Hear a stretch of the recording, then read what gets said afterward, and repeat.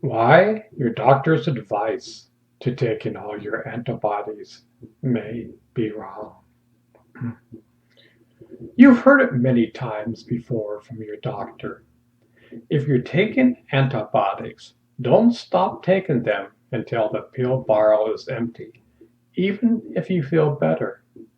The rationale behind this commandment has always been that stopping treatment too soon would fuel the development of antibiotic resistance, the ability of bugs to evade these drugs. Information campaigns aimed at getting the public to take antibiotics properly have been driving home this message for decades. But the warning a growing number of experts say is misguided and may actually be exacerbating antibiotic resistance. The reason is simple. Exposure to antibiotics is what drives bacteria to develop resistance. Taking drugs when you aren't sick anymore simply gives the hordes of bacteria in and on your body more incentive to evolve to evade the drugs. So the next time you have an infection, they may not work. The traditional reason from doctors never made any sense. It makes no sense today. Dr. Louis Wright, chairman of the Department of Medicine at the Warren Albert Medical School of Brown University, told staff, some colleagues credit Rice with being the first person to declare the emperor was wearing no clothes, and it is true that he challenged the dogma in lectures at major meetings of infectious disease physicians and researchers in 2007 and 2008. A number of researchers now share his skepticism of health guidance that has been previously universally accepted. The question of whether this advice is still appropriate will be raised at a World Health Organization meeting next month in Geneva. A report prepared for the meeting, the agency's expert committee on the selection and use of essential medicines already notes that the recommendations isn't backed up by science.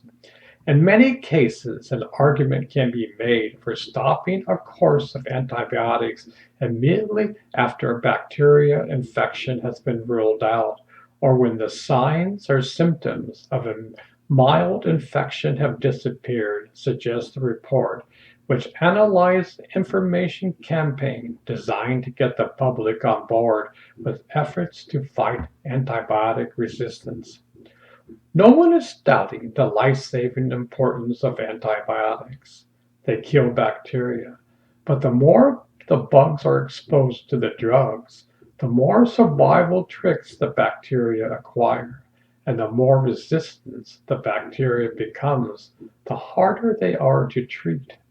The concern is that the growing numbers of bacteria that are resistant to multiple antibiotics will lead to more incurable infections that will threaten medicine's ability to conduct routine procedures like hip replacements or open heart surgery without endangering lives. So, how did this faulty paradigm become entrenched in medical practice? The answer lies back in the 1940s, the dawn of antibiotic use. At that time, resistance wasn't a concern. After the first antibiotic, penicillin, was discovered, more and more gushed out of the pharmaceutical product pipeline. Doctors were forced only on figuring out how to use the drugs effectively to save lives. An ethos emerged: treat patients until they get better, and then for a little bit longer to be on the safe side. Around the same time, research on how to cure tuberculosis suggested that underdosing patients was dangerous. The infection would come back. The idea that stopping antibiotics treatment too quickly after symptoms went away might fuel resistance took hold. The problem is once it gets baked into a culture, it's really hard to excise it, says Dr. Brad Spielberg was also an advocate for changing this advice. Spilger is an infectious disease specialist and chief medical officer at the Los Angeles County University of Southern California Medical Center in Los Angeles. Related, a Nevada woman dies of a superbug resistance to every available antibiotic in the United States. We think of medicine as a science guided by mountains of research, but doctors sometimes prescribe antibiotics more based on their experience and intuition than anything else. There are treatment guidelines for different infections, but some provide scant advice on how long to continue treatment. Rice knowledge and response to treatment will differ from patient to patient depending on, among other things, how old they are, how strong their immune systems are, and how well they metabolize drugs. There's little incentive for pharmaceutical companies to conduct expensive studies aimed at finding the shortest duration of treatments for various conditions. But in the years since Rice first raised his concerns, the National Institute of Health has been funding such research, and almost invariably, the ensuing studies have found that many infections can be cured more quickly than had been thought. Treatment that was once 2 weeks have been cut to 1, 10 days have been reduced to 7, and so on. There have been occasional exceptions. Just before Christmas, scientists at the University of Pittsburgh reported that 10 days of treatment for otitis media, middle ear infections, was better than 5 days for children under 2 years of age. It was a surprise, said Spielberg, who noted that studies looking at the same condition in children 2 and older show the shorter treatment works. Most of this work is needed, Rice said. I'm not here saying every infection can be treated for 2 days or 3 days. I'm not just saying that. Let's figure it out. In the meantime, doctors and public health agencies are in a quandary. How do you put the new thinking into practice? And how do you advise the public? Doctors know full well some portion of people unilaterally decide to stop taking their antibiotics because they feel better. And that approach is not safe in all circumstances. For instance, tuberculosis or bone infections. And it's not an approach most physicians feel comfortable endorsing. This is a very tricky question. It's not easy to make a blanket statement about this, and there isn't a simple answer. Dr. Lewin Hicks, director of the Center for Disease Controls and Prevention Officer in Antibody Stewardship, told STAT in an email, there is certain diagnosis for which shortening the course of antibiotic therapy is not recommended and or potentially dangerous. On the other hand, there are probably many situations for which antibiotic therapy is often prescribed for longer than necessary, and the optimum duration is likely until the patient gets better. Nearly 1/3 of antibiotics are prescribed necessarily. CDC's Get Smart campaign on appropriate antibiotic use urges people never to skip doses or stop the drugs because they're feeling better. But Hicks noted the CDE recently revived it to add, unless your healthcare professional tells you to do so, to that advice. And that's one way to deal with this situation, said Dr. James Johnson, a professor in infectious disease medicine at the University of Minnesota and a specialist at the Minnesota VA Medical Center. In fact, sometimes some of us give that instruction to patients. Hey, I'm going to prescribe you a week. My guess you won't need it more than, say, 3 days. If you're all well in 3 days, stop then. If you're not completed, well, take it a little longer. But as soon as you feel fine, stop, and we can give them permission to do that. Spielberg is more comfortable with the idea of people checking back with their doctor before stopping their drugs, an approach that requires doctors to be willing to have that conversation. You should call your doctor and say, "Hey, can I stop?" If your doctor won't get on phone with you for 20 seconds, you need to find another doctor.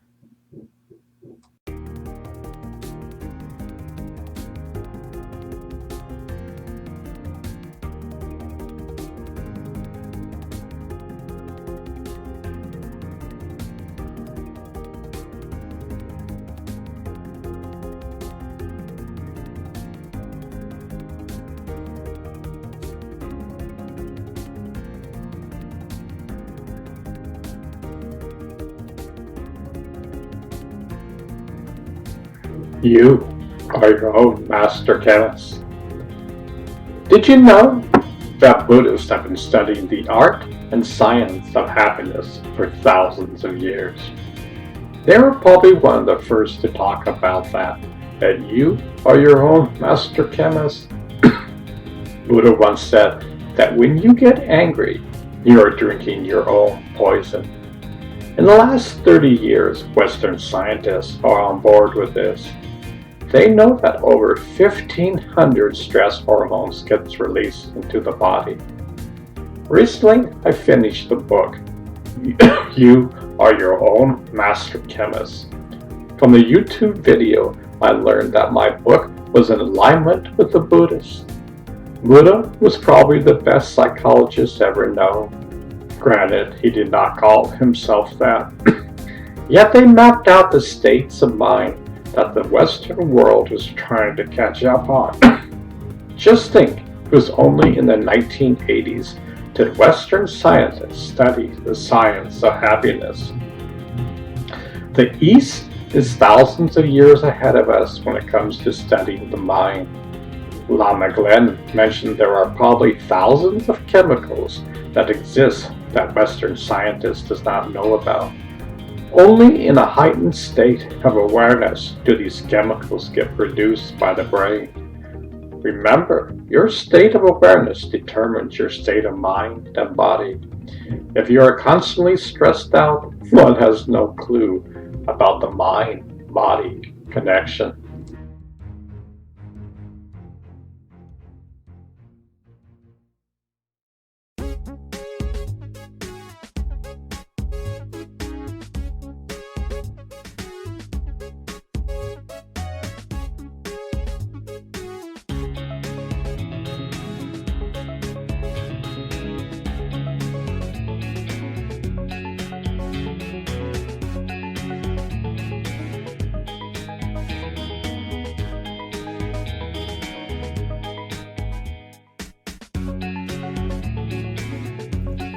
Your body is your drugstore. The art of Taoism has been around for thousands of years. I find it quite fascinating that they talk about the elixir of life. This elixir is not an herb or any external substance. This elixir exists inside of us. In India, they talk about the nectar from God that flows within. Yet here we are taking drugs for our ailments. Each drug has a huge side effect.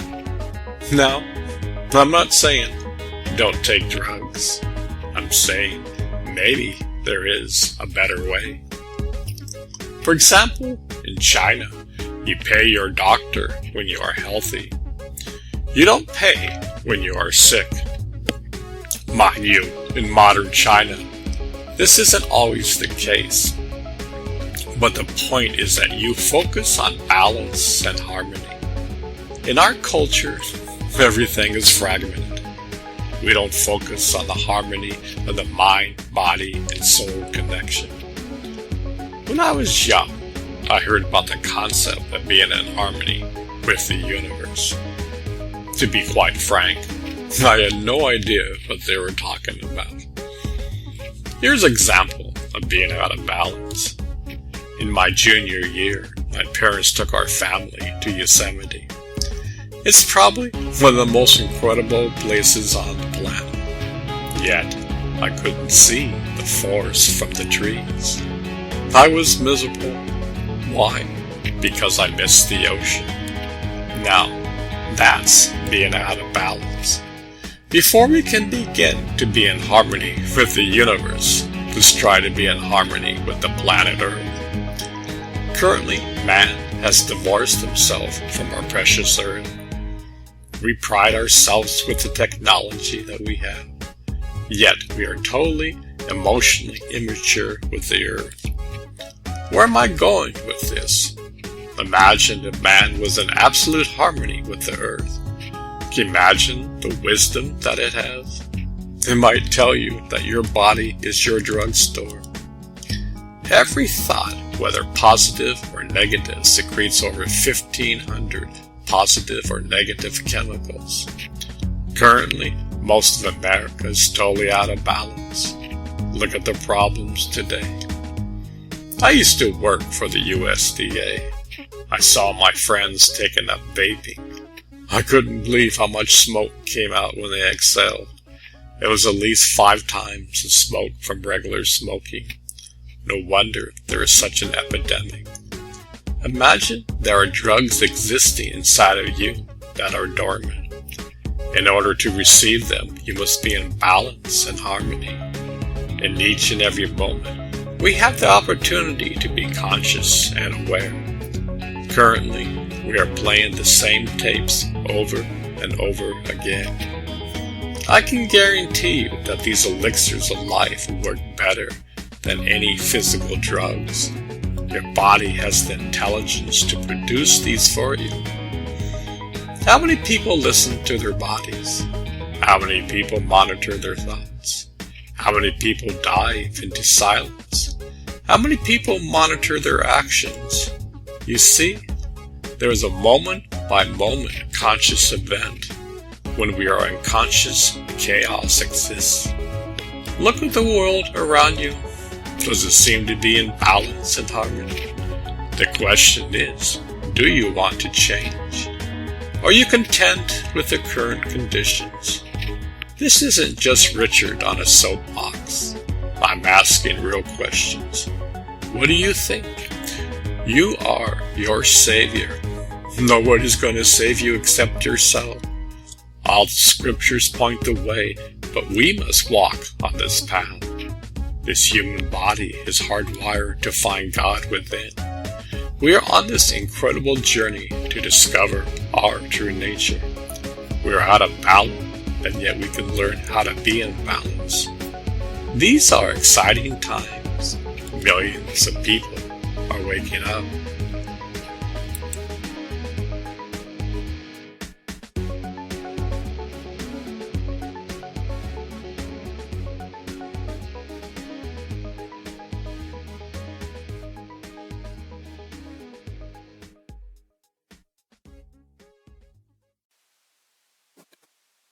Reversing type 2 diabetes starts with ignoring the guidelines. The following came from a TED Talk from Dr. Sarah Hallberg. When I was preparing this talk for TEDx Purdue in 2015, I had no idea it would be viewed over 2.8 million times. I firmly believe that the reaction to this talk is an expression of people being fed up with the status quo, fed up with listening to the advice they were given only to get worse, fed up with yet another prescription bringing another side effect and more cost, fed up and looking for advice that is not only evidence-based 1 to 11, but also doable, fed up and searching for a way to escape the progressive cycle of type 2 diabetes. Here it is, a solution that goes back to the basics And remember that we can stand and should use food as medicine. I have the best job in the world. I'm a doctor. Believe me, that's not why. I am an obesity doctor. I have the honor to work with a group of people subject to the last accepted prejudice, being fat. These patients have suffered a lot by the time they come to see me. Shame, guilt, blame, and outright discrimination. The attitude most people take, including those in healthcare, is that these people are to blame for their situation. If they could just control themselves, they would not be overweight. They are not motivated to change. Please let me tell you, that is not the case. The real blame, if you need to assign some, has been on our advice, and it's time to change that. Obesity is a disease, not something created by lack of character. It is a hormonal disease. There are many hormones involved, and one of the main one is a hormone called insulin. The vast majority of obese individuals are resistant to insulin, and that causes a lot of trouble. So what does that mean? So what does being insulin resistant mean? Insulin resistance is essentially pre-type 2 diabetes. Insulin's job is to drive glucose or blood sugar into cells where it can be used. In a nutshell, when someone has insulin resistance, they are having trouble getting glucose where it needs to go into the cells. It can't all hang out in the blood after we eat, or we would all have a diabetic crisis after each meal. When there is a resistance to insulin, our bodies would just make more of it. The insulin levels rise, and for a while, years, usually this will keep up, and blood sugar will stay normal. However, eventually it can't keep up, and even elevated insulin levels are not enough to keep blood sugar normal, and blood sugar rises. That is diabetes. It is probably not surprising that most of my patients have type 2 diabetes or insulin resistance. If you think that is, phew, not you, you might want to think again. Over 50% of adult Americans have diabetes or prediabetes. 12. This is almost 120 million Americans. However, that hardly includes everyone with insulin issues. Most people had insulin resistance. Remember, that is elevated insulin levels for years, decades even, before they could actually get the diagnosis of type 2 diabetes. In addition, it has been shown that up to 25% of normal weight adults have insulin resistance. In case you're keeping track, that is a heck of a lot of us. So the issue with elevated insulin is that it leads to diabetes, but also insulin may promote hunger. It increases fat storage and has been shown to be associated with inflammation. Inflammation itself contributes to a host of problems, including heart disease and cancer. So what if we go back to the initial science of the problem with elevated insulin and just did not have as much glucose around that needs to be dealt with? Let's look at how that could be. Everything you eat is either a carbohydrate, protein, or fat. They all affect glucose and therefore insulin levels differently. Fat does not cause a glucose or insulin response, and it winds up pretty unfortunate. Now let's look at how that fact translates into a real world situation. Look at the American version of Chinese food. We all know that there are two rules that comes with meals like this. Number one, you will overeat. The shut-off signal does not get sent until you are literally busting at the seams. Number two, you will be starving 1 hour later. Why? The rice has caused glucose and then insulin to shoot up and then plummet. This often triggers hunger, fat storage, and cravings. So, if you have insulin resistance or diabetes, and therefore your insulin is higher, you really can just plain hungry all the time, and you are more likely to store your intake as fat. Now, here is how the guidelines currently handle diabetes and insulin resistance. The recommended general is to eat 40 to 65 grams of carbohydrates per meal plus snacks. Trust me, that is a lot of carbs. And remember what we just said about what happens to glucose and insulin when we eat them.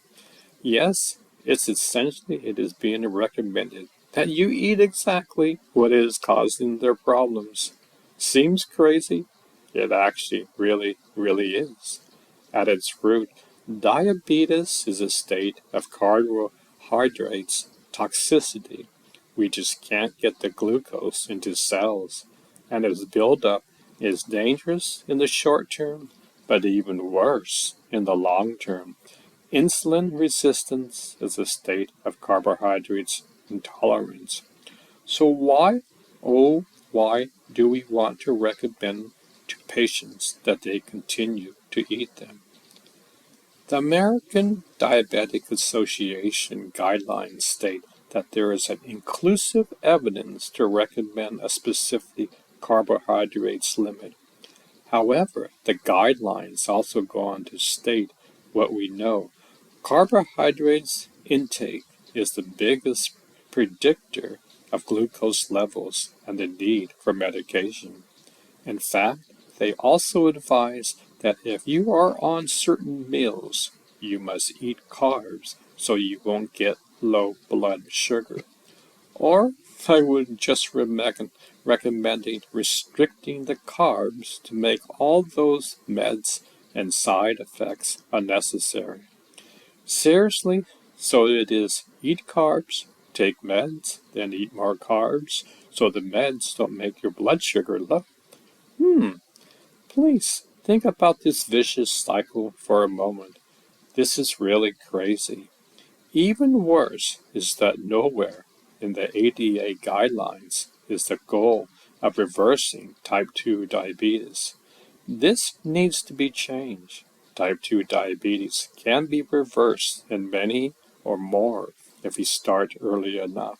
Not only do we need to let people know this, we have to start giving them practical advice so that they can do this. Consider carbs. First, here's a shocker. We don't need them. Seriously, our minimum daily requirements for carbs is 0. We have essential amino acids, proteins, and essential fatty acids, but nope, no essential carbs. Now, of course, that does not mean we don't eat them. We just don't need them.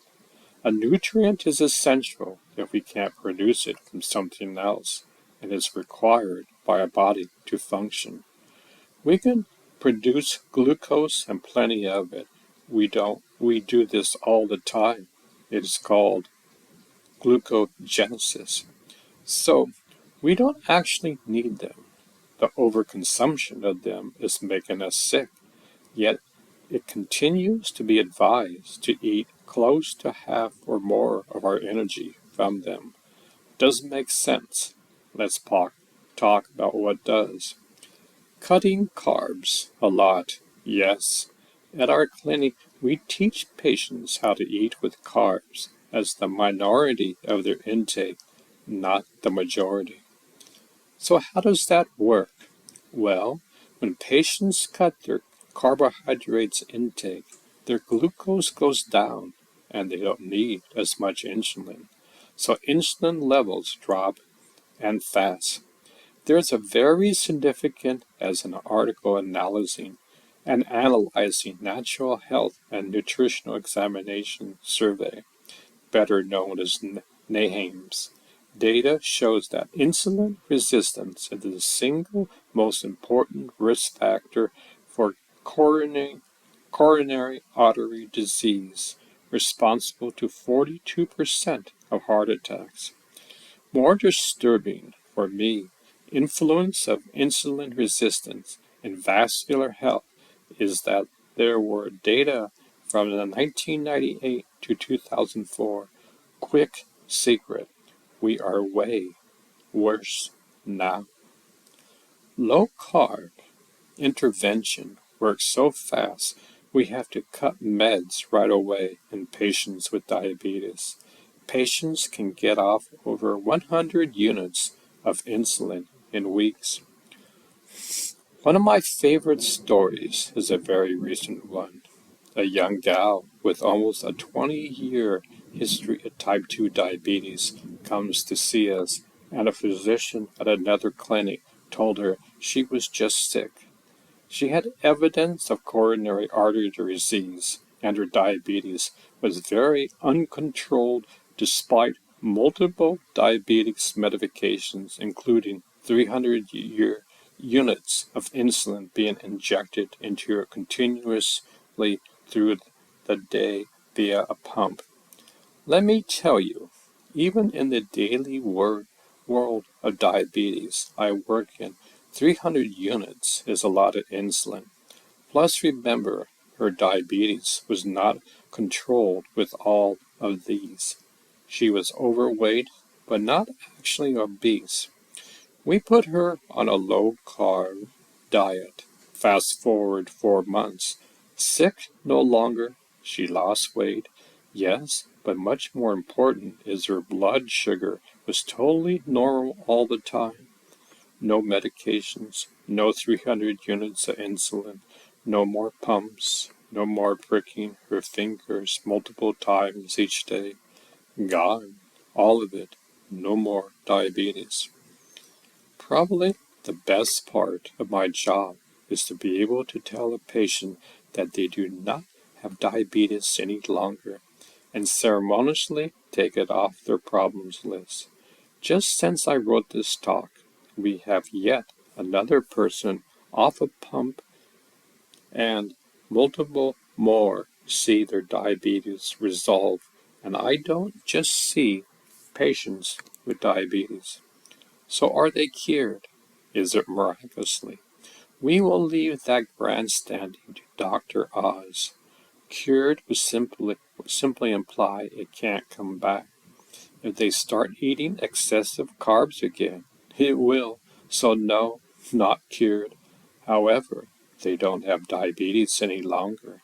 Their blood sugars are normal, so it is resolved and can stay that way if they continue to keep away the cause. So what does this look like? How can you possibly eat this way? First, let me tell you what it is not. It is not zero-carb eating. This is a big criticism of low-carb that is so frustrating. Low-carb is not the same. It's not zero-carb. Secondly, if we cut carbs, what do we put in? There are only 3 micronutrients classes for food, so if one goes down, one has to go up. When my patients eat fat, and a lot of it, what? What happens when you eat fat? Well, you are happy for one, because fat tastes great and is incredibly satisfying. Most people don't even realize this because we have been so programmed to be fat phobia. Also, remember, fat is the micronutrient that keeps our glucose down. Here are my simple rules for eating. If it says light, low fat, or fat-free, it stays in the grocery store. If they took the fat out, they put carbs and chemicals in it. Eat food. I mean, real food. This is the single most important component of eating low carb. Real food does not come in boxes. You don't have to be told food is natural. You should just know that by looking at it. Don't eat anything you don't like. Eat when you are hungry and don't eat when you are not. No GPS, no grains, potatoes, or sugar. The last one is a biggie. No grains. Correct? No grains. But wait, we need them? Actually we don't. They are a carb. But what about whole grains? They are so good. First, there are actually very few foods out there that are actually whole grain, even when they say they are. Most of the food that purport themselves to be whole grains are processed, and the fiber benefit is ruined, or they come with a lot of highly processed flour in them. Usually is both of these things. So someone who is not already insulin resistant can eat true grains. But in the enormous slice of our population with insulin issues, they're making things worse. Can you eat low carb if you're one of the luckily insulin sensitive people? Yep, I'm a good example. Well, I believe and practice what you preach. I have always been lower carb. I just didn't realize it when I was younger. Over 1 year ago, I decided I would go as low as I recommended to my patients with diabetes. I am not insulin resistant. So would this be bad? No, that's the thing. It may not be necessary like it is for a lot of my patients, but unless you have an exceedingly rare syndrome, then cutting carbs will be good for you, even if not necessary. I would never change my food. I love it. People send me their pictures of all the time of their radical food. This is actually very significant. People who suffer from obesity would usually never take a picture of their food. There's too much shame associated with that.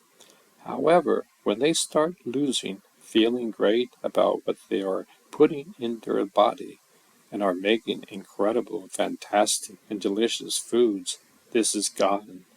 That is huge. So, what about all the research on this? Is this just one anecdotal evidence from our clinic?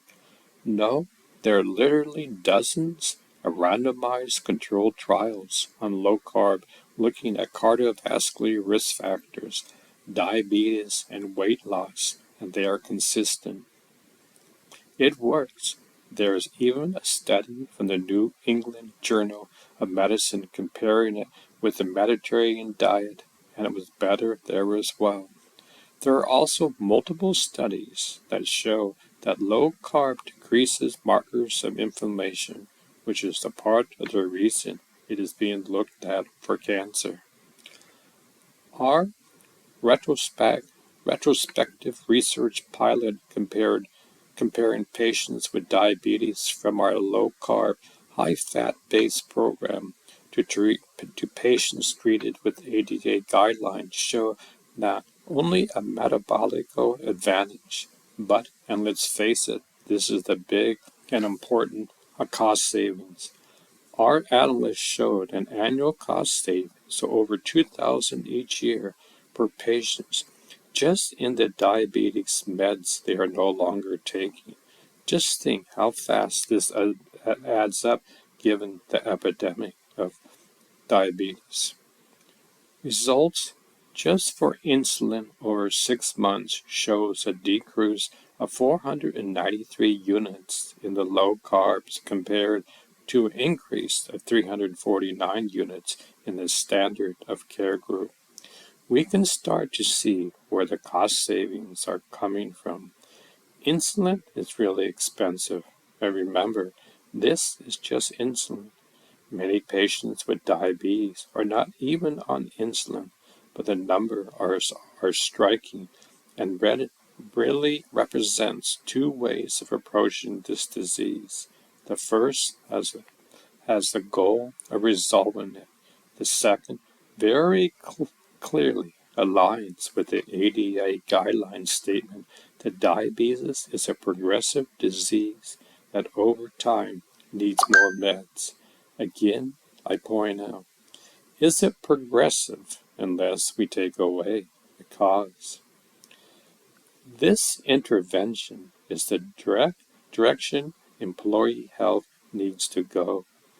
Diabetes costs to employers are staggering. Not only are healthy patients more productive patients, but we can save a huge amount on their healthcare expenses as well. So what is the problem? Why is a low-carb diet not widespread? It is actually almost like it is the secret. In fact, a very common scenario in my office is that patients will come in crying, "Why didn't anyone tell me this years ago? Think of what this could have saved me." Well, there are two big reasons it is not in widespread use. First is status quo. It's hard to break. There are many egos involved. We adopted the idea that low fat is the way to go decades ago, but a recent paper just published showed that there were no evidence supporting the recommendations to cut fat from our diet. The fat is what added the extra carbs into diets everywhere. It was essential, a big experiment on hundreds of millions of people, and it failed miserably. But let's face it, it sounds good. If you don't want to be fat, you don't want to eat fat. I would argue that a lot of the issues is just in the name. Let's try cutting dairy fat, rainbows and butterflies instead, and then maybe we can keep from automatically associated with the problems of being fat. Dietary fat and the fat we carry on us are fundamentally different. However, this association has stuck and has influenced guidelines for years. The second reason we are not seeing low carbs everywhere is money. Don't be fooled. There's a lot of profit to be made by keeping you sick. Many of the specialty guideline panels are fought with conflicts of interest. The British medical jury has covered the conflict of interest recently. The solution to our diabetes epidemic is very evident in my clinic. For a problem with its root cause being carbohydrates, cut the carbohydrates and remember what we used to know. Let food be thy medicine, and medicine be thy food.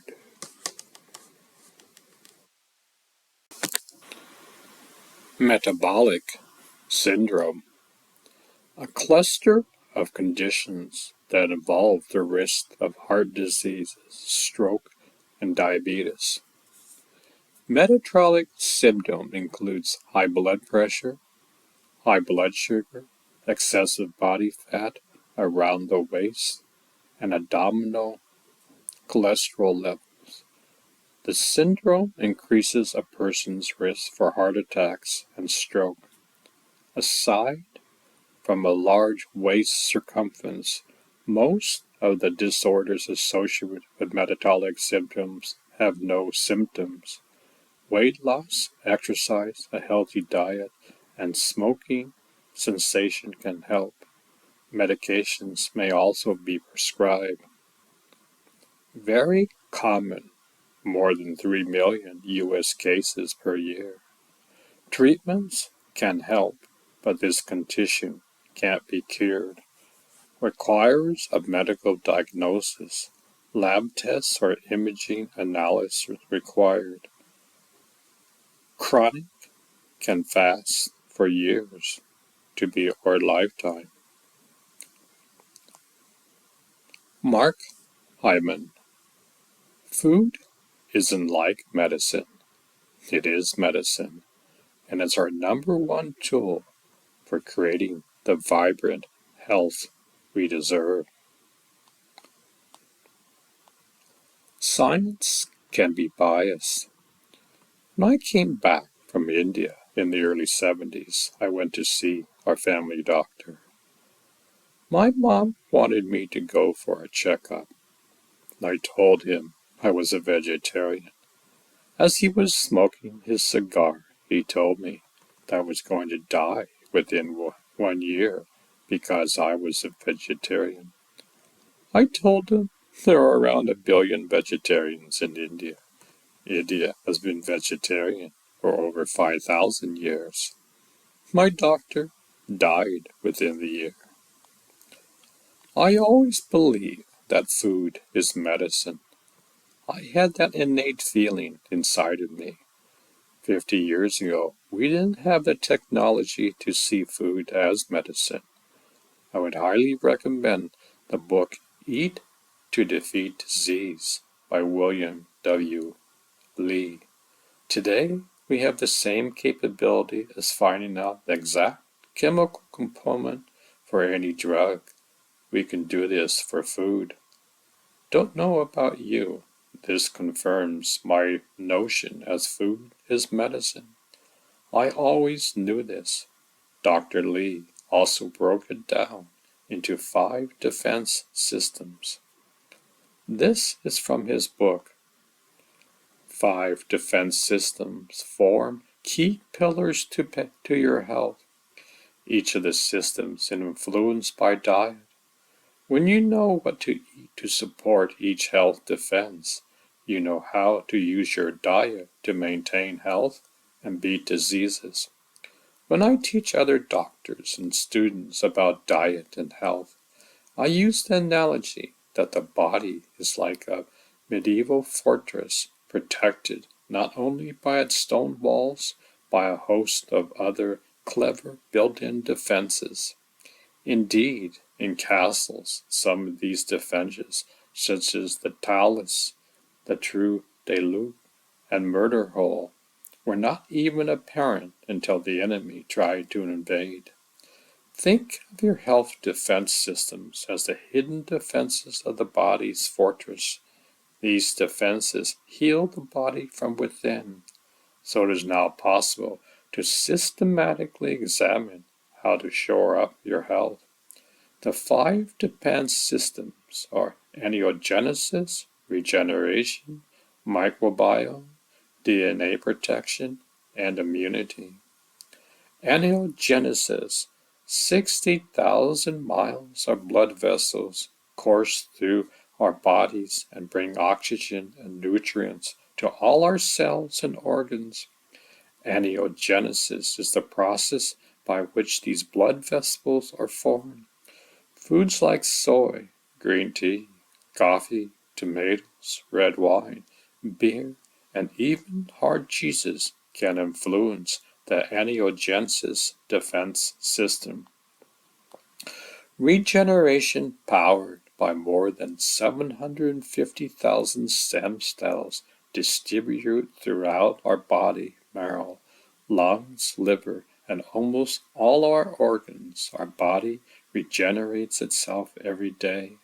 These stem cells maintain, repair, and regenerate our bodies throughout our lives. Some foods like dark chocolate, black tea, and beer can mobilize them and help us regenerate.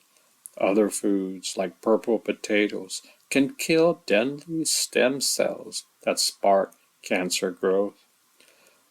Microbiome: almost 400 trillion bacteria inhabits our bodies, most of which act to defend our health.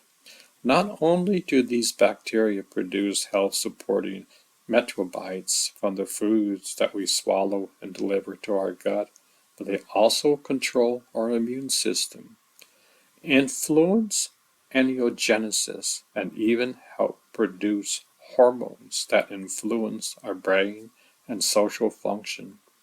We can boost our microbiome by eating foods like kimchi, sauerkraut, cheddar cheese, and sourdough bread. DNA protection. Our DNA is our genetic blueprint, but is also designed to be a defense system. It has surprisingly repair mechanisms that protect us against damage caused by solar radiation, household chemicals, stress, compromised sleep, and poor diet, among other insults. Not only can certain foods prompt DNA to fix itself, but some foods turn on helpful genes and turn off harmful ones, while other foods lengthen our telomeres, which protect DNA and slow aging. Immunity, our immune system, defends our health in sophisticated ways that are much more complicated than we previously thought. It is influenced by our gut, and it can be manipulated to excessively attack and wipe out cancer, even in the elderly. Recent discoveries have completely changed our understanding of the immune system. Foods like blackberries, walnuts, and pomegranates can activate the immune system, while other foods can dampen its activities and help reduce the symptoms of autoimmune diseases. Age is timeless. What if I told you in about 100 years we would have this incredible device? Imagine putting on a ring before you get up from bed in the morning. As soon as you put the ring on, you merge with the quantum field. You are no longer a body. You are beyond time and space. You have entered a field of intelligence that is beyond time and space. The Buddhists may call this Buddha mind. Christians may call it the kingdom of heaven. Scientists may call it the quantum field. Imagine this device has the intelligence to scan your body and sense if any negative energy or darkness appears in your auric field. Scientists discovered way back in the 1990s that darkness first appears in your auric field, and then slowly through time, it appears in your physical body. During the early 2000s, Western medicine still used drugs which had tremendous side effects to try to heal most diseases. Mind you, these drugs had tremendous side effects. By the way, most drug manufacturers were interested in making huge profits, and your health was secondary. This device knew what custom chemicals and hormones which the human brain and heart knew how to produce. Imagine the universe drugstore exists inside of you, and this device was intelligent enough to know precisely what energy frequencies, chemicals, and hormones was needed to bring the mind, body, and soul into alignment. This experience only lasted for around a minute, yet it seemed timeless, which it was. Upon getting out of your bed, you were in perfect harmony throughout the day. In the past, your subconscious mind controlled 95% of your actions. It still does. Yet mankind learned how to reprogram the subconscious with the quantum field. All past negative experiences were transformed. The survival mechanism of fight and flight was once again totally stabilized. Remember, in the early 2000s, mankind's faucet of adrenaline was turned on, and mankind didn't know how to turn it off. Consequently, diseases was rampant throughout the land. Most mental diseases and physical diseases were eradicated long time ago. You see, mankind discovered how to be in balance with the quantum field. War was a thing from the past. Politics changed so much we couldn't even recognize it today. Nobody could run for office without being in a state of love, kindness, and compassion. Because people lived in the quantum state, someone who tried to run for office, you could literally smell and sense the darkness. People could see integrity and see the harsh ego of those who only wanted to serve themselves. You see, mankind in such a short time learned how to evolve emotionally to such a high level. My timing may be off, yet this will come true. Mystics have talked about this for thousands of years. Today, modern-day scientists and mystics are merging their various technology. The ring has existed inside of you for thousands of years. Great teachers like Muhammad, Christ, and Buddha knew how to discover the jewel that exists inside every one of us. Today, we're inching towards a new revolution of love. Just think, 30 years ago, a brain scan device cost about $20,000. Today, a Muse 2 costs around $250. The cost over time will come down, even more over time. Each device will get smaller and more sophisticated. Dr. Joe Dispenza, in his week-long retreats, is photographing the auric field and the photos displayed in various colors the state of the energy centers or chakras. During the 7-day retreat, people learn how to transform themselves. Many incredible diseases have been cured by his students. The students learn the power to heal lies inside of themselves. Each human being can access their natural drugstore to heal almost any ailment. What's amazing is, after the retreat, they once again photograph the energy centers and the darkness and balance has disappeared. This has happened thousands of times. Dr. Joe Dispenza has a huge database which scientists and universities are using around the world. Another incredible institute is the HeartMath Institute. They have been the forefront of discovering heart coherence. This is from their website. Adding heart translates into increased care and genuine connection with others and harmonizes the resistance between our own mind and heart. Adding heart is especially about practicing kindness and compassion, along with forgiveness and latitude in our interactions. Adding heart increases the love flowing through our system, which can play a large part in solving the collective challenges of those transitional times. HMI has developed reliable, scientific validated tools since 1991, helping people reduce and avoid stress while experiencing increased peace, satisfaction, and enjoyment. Research at the HeartMath Institute shows that adding heart to our daily activities and connections produce measurable benefits to our own and other well-being. We are at the dawn of recognizing love as a new transformational intelligence. Dr. Bruce Lipton, aka the father of epigenetics, states that epigenetics doesn't change the genetic code, it changes how that's read. Perfectly normal genes can result in cancer or death. Vice versa, in the right environment, mutant genes won't be expressed. Genes are equivalent to blueprints. Epigenetics is the contractor. All these work in harmony with each other. They are the cutting edge of technology. Mind you, the ring doesn't exist today, but there are many technologies if merged will be the ring in the future. Fortunately for you, the human body is wired for this experience. You have the hardware and software already existing inside of you. It's up to you to use it appropriately. If you want the world to change, you must change yourself. You can learn how to reprogram your mind and body. You can learn how to live in the quantum field. After all, this is where you came from, and ultimately, this is where you're going to return to when you die.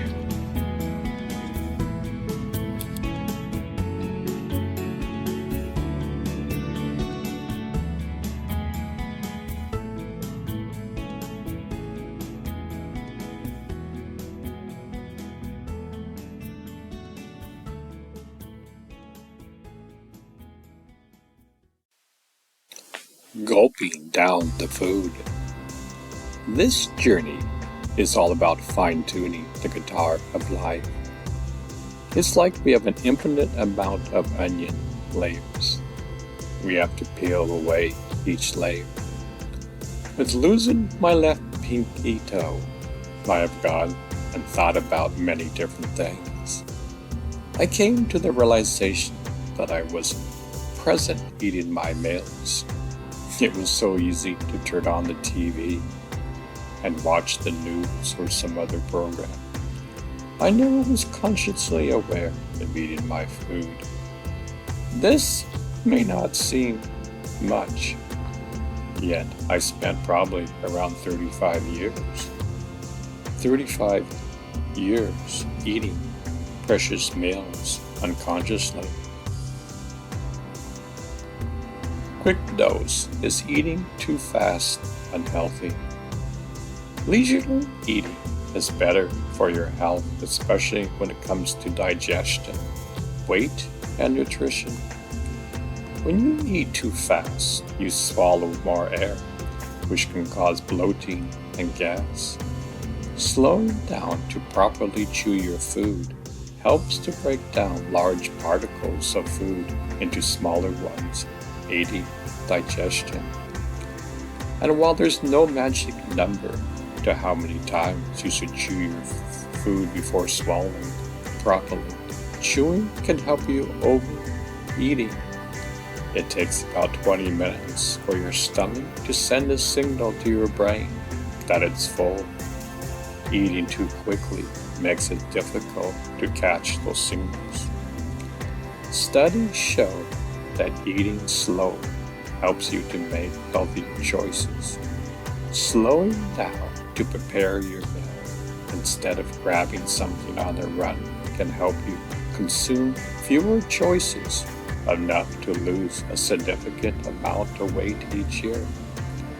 Put this into practice by being mindful about your mealtime. Avoid talking on the phone, turning off the television, and discourage laptops and other devices during meals. Being aware of your surroundings can improve the pleasure of eating in small portions and can reduce symptoms such as reflux or uncomfortable fullness.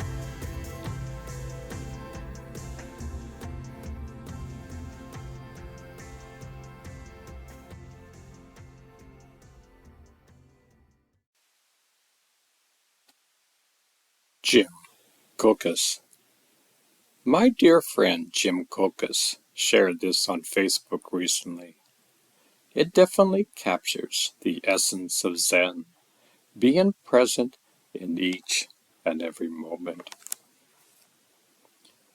This beautiful and touching poem is by the acclaimed poet Li Yang Li.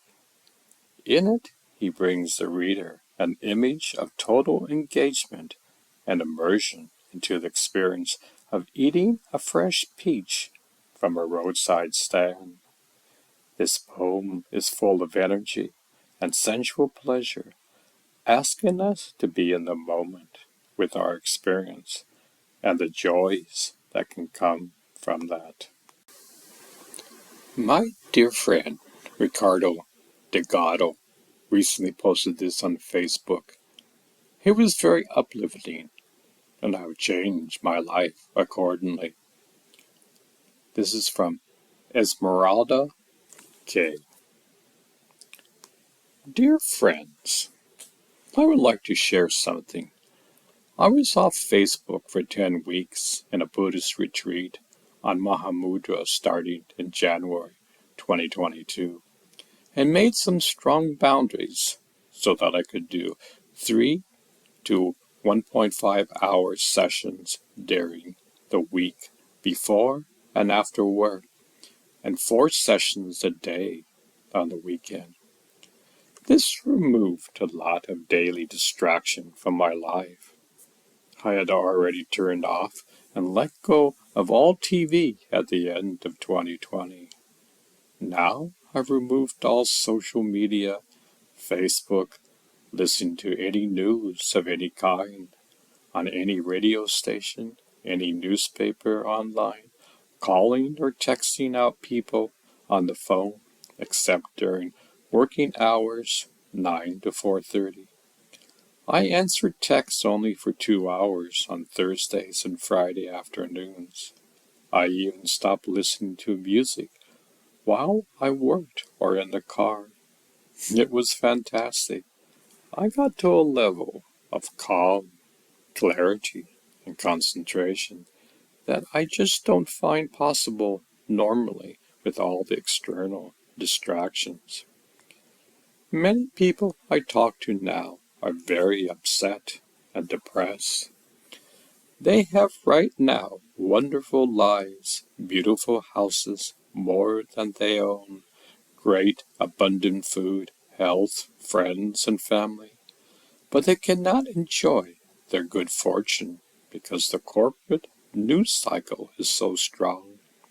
It sucks one in like a gigantic tornado with the corporation news narrative of the hour, and people feel they are being responsible citizens by listening to it, although all it does is increase their stress, anxiety, and destroys their concentration and peace of mind.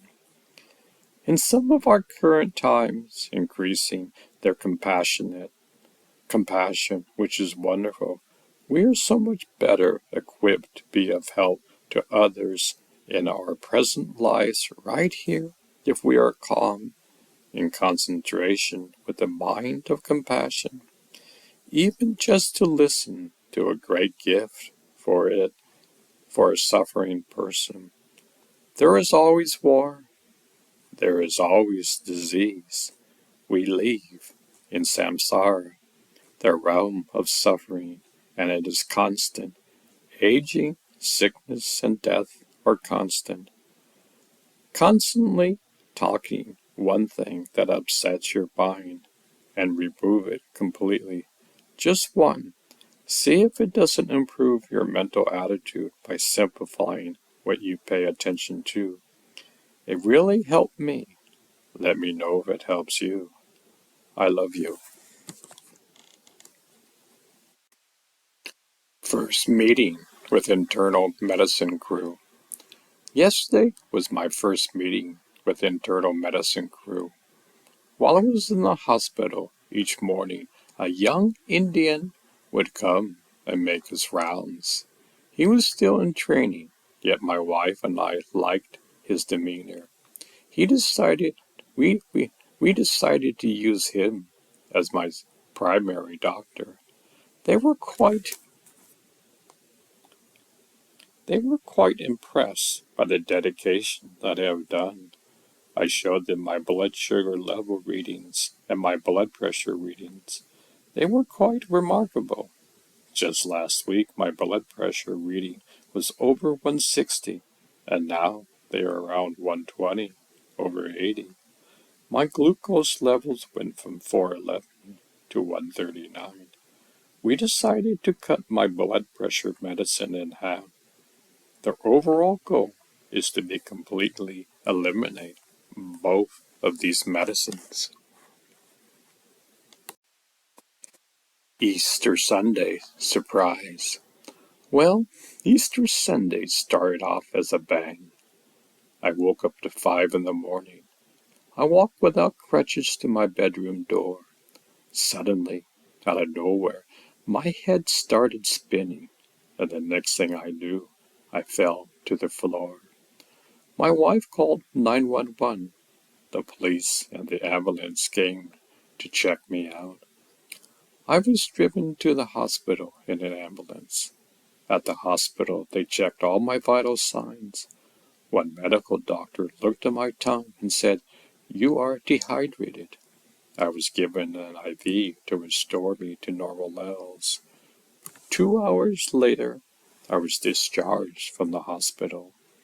That night, my wife Barbara read the original discharge papers, and somewhere hidden was that one was to drink 92 ounces of water per day. I drink a lot of water daily, yet I wasn't even close to that amount of water. Sherlock Holmes. Sometimes we have to be our own detective. This is an interesting detective story, at least for me. When I fainted on Easter Sunday, I slowly made it to my bed. My wife called 911. Somehow I got the intuition to take my blood pressure. It was extremely low. After coming back from the hospital, I couldn't even get up and walk on my crutches. My wife had to take me in an office chair to and fro. My dizziness wasn't going away. This lasted for a week. Using my detective skills, I saw a pattern in my blood pressure. At nighttime, it got extremely low. I didn't want to take this medicine in the first place. It had over 500,000 complaints to the FDA. In the course of a few years, it had to be recalled around 5 times because they found cancerous elements in their medicine. Yet, they still call this one of the best blood pressure medicines. To make a long story short, I called my doctor and told them what I discovered. She promptly told me to stop taking the medicine. I haven't had any problems since then. My back is still trying to heal from the fall that I had. I had to go through all this useless pain because of the medicine I was prescribed. Sometimes we have to be our own doctor. Without me taking my blood pressure readings, we might not have discovered this. I was constantly dizzy because of the medicine they prescribed. Prices all over the board. Excuse my French. Our system is effed up. Currently, I have 4 more days to use my continuous glucose monitor sensor. It will expire and no longer work. I found out that I'm not eligible to have a prescription for this device because I'm not taking insulin, even though I left my left pinky toe and need to monitor my glucose levels whenever I want. The manufacturer of these devices charge a huge ransom. I would pay about $500 a month to use their devices. Note, if you are on insulin, one would pay $35 a month. The following is a story from my daughter that elegantly describes how crazy our system is. I keep looking at the order total in awe. $44. $44 for Samir's Dexcom supplies for the next 3 months. As a new teacher hire, I have state insurance, and my children have just switched over to mine. Under GE's insurance, we've been paying $1,900 for this order. Yes, that's right. So for the year, we've been paying over $6,000 before our insurance would begin to cover costs. That's $18,000 we paid these past 3 years for a device that saves her from ER visits for sure and is used 24/7. What could we have done with invested save for that money? On my state plan, 3 years of supplies will cost us $528. It just boggles the mind how we don't offer affordable health care to all. Don't tell me what to do. Yesterday, I was talking to my dear friend Nick, who I've known since 7th grade. We were talking about how crazy this world is. Common sense is uncommon. Most human beings don't want anyone to tell them what to do. Don't tell me what to do. At times, even you're about ready to walk off a cliff, they will say the same thing. Humanity is on the verge of self-extinction. Nobody is doing this except we are. Many scientists say that we have only around 100 years to solve this problem. We breathe in Roundup in each and every breath. In each glass of water, we drink it. It is there. Consequently, the male population is becoming more unfertile each decade. It is reaching a dangerous point where no males will be able to reproduce. This is just skimming the surface. We are like ostrich, putting our heads in the sand. If I could change the medical system, I would do the following. This may seem like George Orwell's book, 1984, yet it could save millions of people's lives each year. I would monitor their people's blood pressure and glucose levels each day. Many people have high blood pressure and glucose levels without knowing it. I was one of those. Fortunately, I only lost my left pinky toe without losing my entire left foot. By doing this, we could save literally millions of people's lives. I know it seems quite simple. We as a nation, need to be in a preventative mode of health. Our current system is completely failing us. What do you think? The double split experiment. My dear friend Amar sent me this link to this YouTube video a few days ago. I highly recommend it for you to watch this. It could totally transform your life.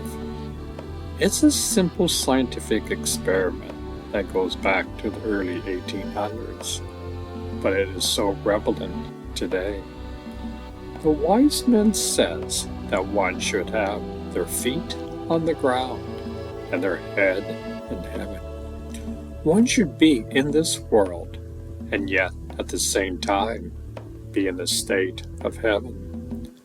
Many of us mourn deeply when one of our loved ones passes and transforms from this world. We grieve tremendously, yet they have simply moved into another room in the mansion of life. This simple experiment proves that we are all interconnected and entangled with the universe. This means that we can be in touch with our loved ones wherever they may go. Love is a communication tool. Your awareness and consciousness can be tuned just like tuning in to a specific radio station. You just simply adjust the dial to the station that you want to hear.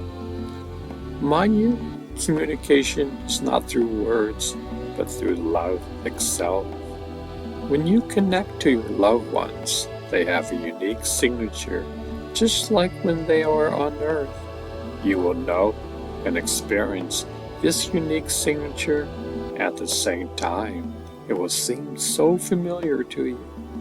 Each soul has a unique and divine signature. We can be aware and conscious of our loved ones.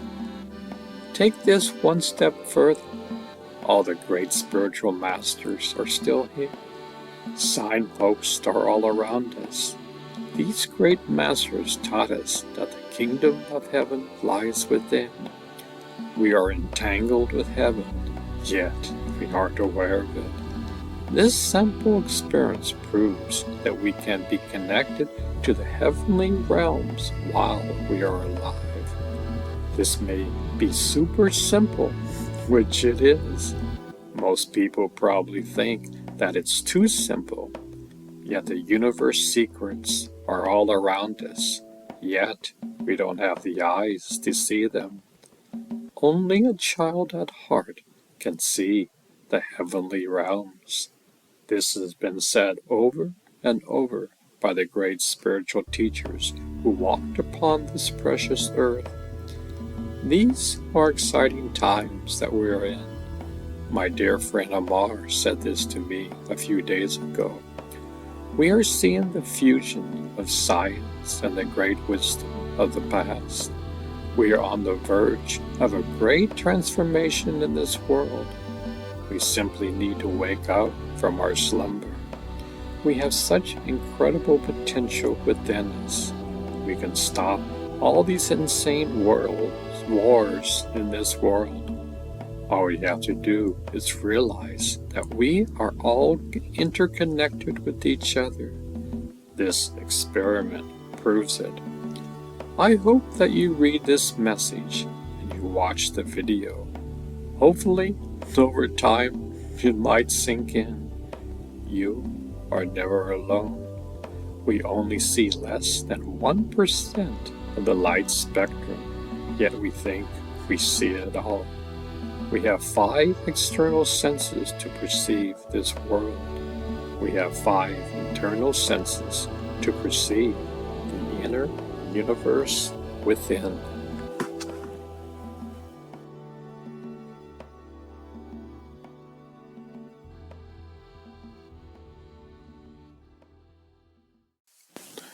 Cinco de Mayo, Double Split Experiment 2. Happy birthday, Amar. After I wrote my commentary on the double split experiment, I was very excited. I began to think quite deeply.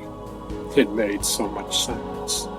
Signposts are all around us, yet we don't have the eyes to see them. That same day, Amar sent me a PDF that contained a document he wrote on the Jain's theory of cosmology of the universe. He used wisdom from 5,000 years ago and current scientific knowledge. 2 years ago, I wrote a book about the Jains and their incredible culture. As you might know, I love to study the great mysteries in life. I love to meditate. I posted my material on Facebook daily for around 3 months. Amar saw my post and we soon became good friends. He was interested that a Westerner would write a book about the Jains. Amar has quite a scientific background. He has a master's in electrical engineering. He has spent over 25 plus years in the aerospace industry. He has studied modern science and Jain Dharma since childhood. He values both as important to knowledge. Amar and I are on the same wavelength. We see that which seems to be hidden. Signposts are all around you, yet we don't have the eyes to see them. Amar's lecture was a marriage between ancient wisdom and modern-day scientific knowledge. Amar told me the following over the phone a few days ago. This is probably the greatest time to be alive. He works for the same company that developed the James Webb Space Telescope. It was launched in December last year. In May, the system will go officially online. This telescope is the most powerful telescope ever built. Probably thousands of scientific experiments will take place. Our understanding of the universe will be enhanced tremendously over the years. This brings me back to both.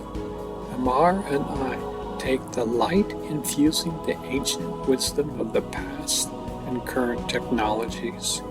We are all evolving. The Jains have so much to contribute to the world at large. Unfortunately, the Western world really hasn't realized the contributions they have been giving over the past 5,000 years. The world would be much more peaceful and in harmony if we incorporated their ideas into present-day society. The double split experiment seems so simple, yet it's probably one of the most important scientific discoveries. We are on the verge of using these principles to unlock the great mysteries in life. Soon we will discover that the James version of the universe and the Western scientific world of the universe are both talking about the same thing. Mind you, 5,000 years ago, we didn't have the scientific hardware and software to develop these incredible theories. The Jains understood that consciousness exists everywhere. It exists beyond time and space. It exists beyond our known universe. It exists in the seen and unseen world. Consciousness is the fabric of life. May 7th, 2022. Fire rant. I must say that this post is a fire rant. I've been taking antibiotics for about 2 months now. I had a month of oral antibiotics before the surgery. After the surgery, I had weekly IV antibiotics that were extremely powerful. They could kill almost anything. This lasted for an entire month. Today, I'm finishing a 10-day supply of oral antibiotics. My body and mind don't like antibiotics at all. My body and mind react to this drug. As you know, I'm not an angry person, yet these drugs bring out the inner wave of anger. My body was expressing anger. How long do we have to do this? You would think during this age that scientists would develop a drug that only kills the negative viruses or bacteria. Instead, it kills the good, bad, and ugly. Nothing is left. Common sense is uncommon. There are plenty of cases where doctors prescribing this medicine unnecessarily. Mine wasn't the case. Starting tomorrow, I can start building a new system. Drink plenty of water. 7 science-based health benefits of drinking enough water. The human body comprises around 60% water. It's commonly accomplished that you drink 8 ounces glasses of water per day. Although there's little science behind this specific rule, staying hydrated is important. Here are 7 evidence-based health benefits of drinking plenty of water. 1. Helps maximize physical performance. If you don't stay hydrated, your physical performance can suffer. This is particularly important during intense exercise or high heat. Dehydration can have a noticeable effect if you lose as little as 2% of your body's water content. However, it isn't uncommon for athletes to lose as much as 6 to 10% of their water weight via sweat. This can lead to altered body temperatures, control, reduced motivation, and increased fatigue. It can also make your exercise feel much more difficult, both physically and mentally. Optimum hydration has been shown to prevent this from happening, and it may even reduce the oxidative stress that occurs during high-intensity exercise. This isn't surprising when you consider that muscle is about 80% water. If you exercise intensely and tend to sweat, staying hydrated can help you perform as your absolute best. Summary: losing as little as 2% of your body's water content can significantly impair your physical performance. 2. Significantly affects energy levels and brain function. Your brain is strongly influenced by your hydration status. Studies show that even mild dehydration, such as the loss of 1 to 3% of body weight, can impair many aspects of brain function.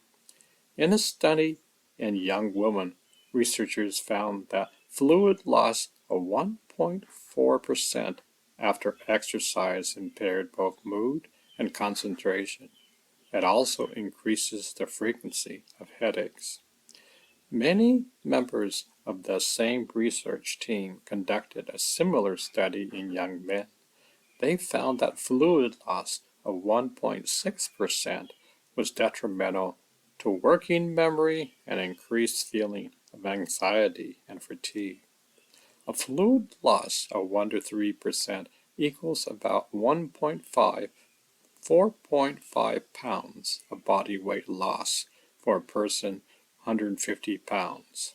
This can easily occur during normal daily activities, let alone during exercise or high heat. Many other studies with subjects ranging from children to older adults have shown that mild dehydration can improve mood, memory, and brain performance.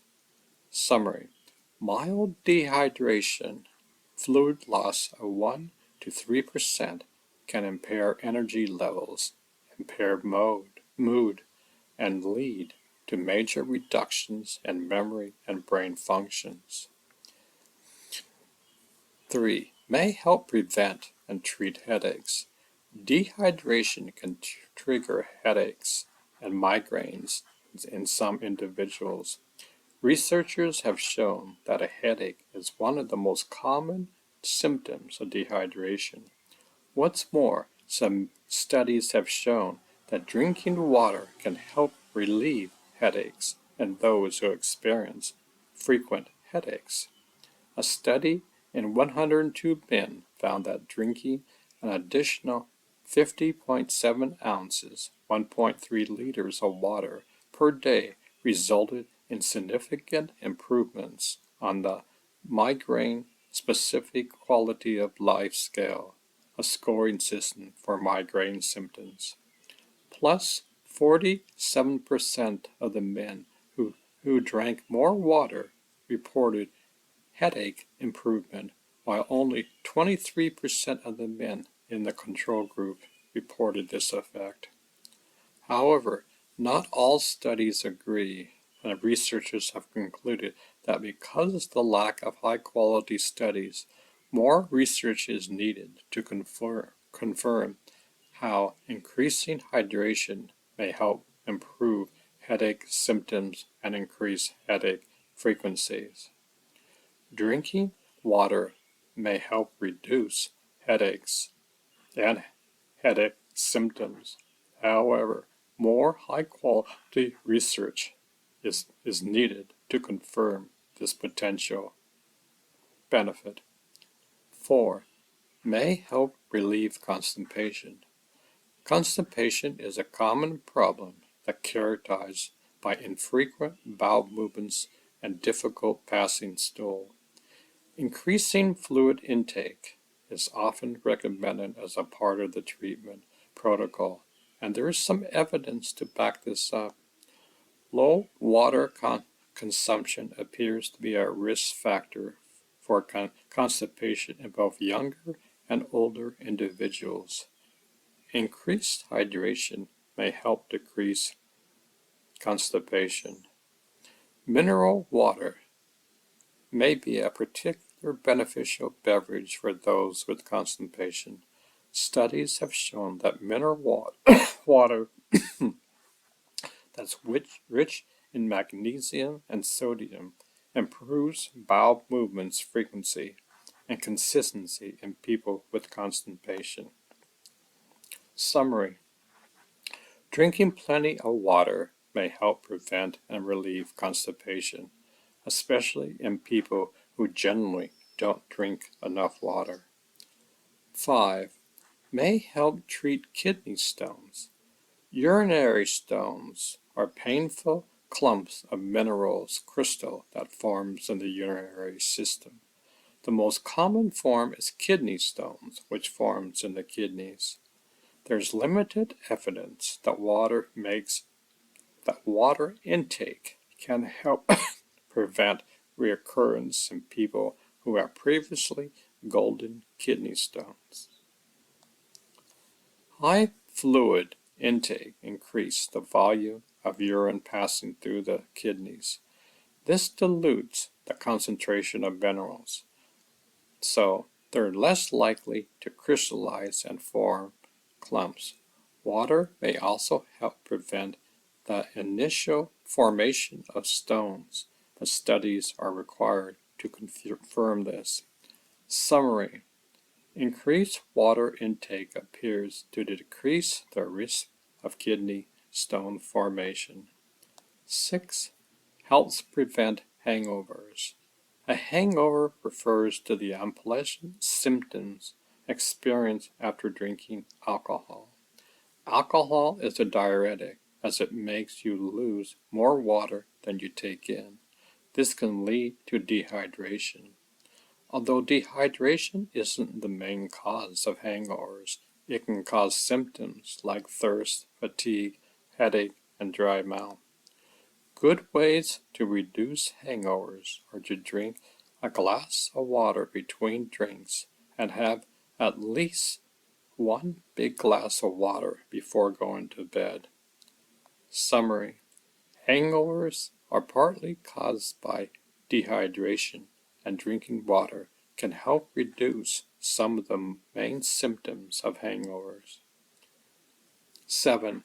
Can aid weight loss. Drinking plenty of water can help you lose weight.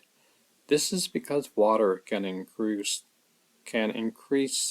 satiety and boost your metabolic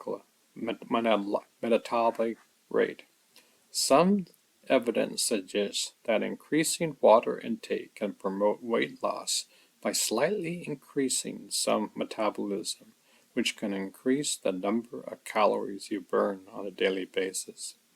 A 2003 study in 50 young women with overweight demonstrated they're drinking an additional 16.9 ounces of water 3 times per day before meals for 8 weeks led to significant reductions in body weight and body fat compared with their pre-study measurements. The timing is important too. Drinking water half an hour before meals is the most efficient. It can make you feel more full so that you eat fewer calories. In one study, dieters who drank 16.9 ounces of water before meals lost 44% more weight over a period of 12 weeks than dieters who didn't drink water before meals. The bottom line: even mild dehydration can affect you mentally and physically.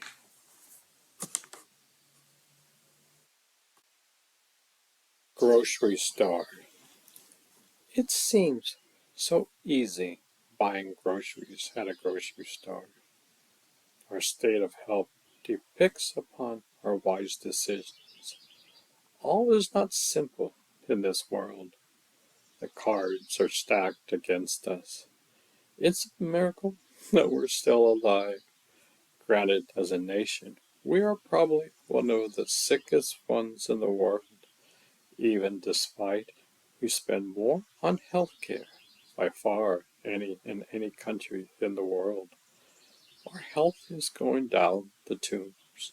Read the following article by Jennifer Shestock.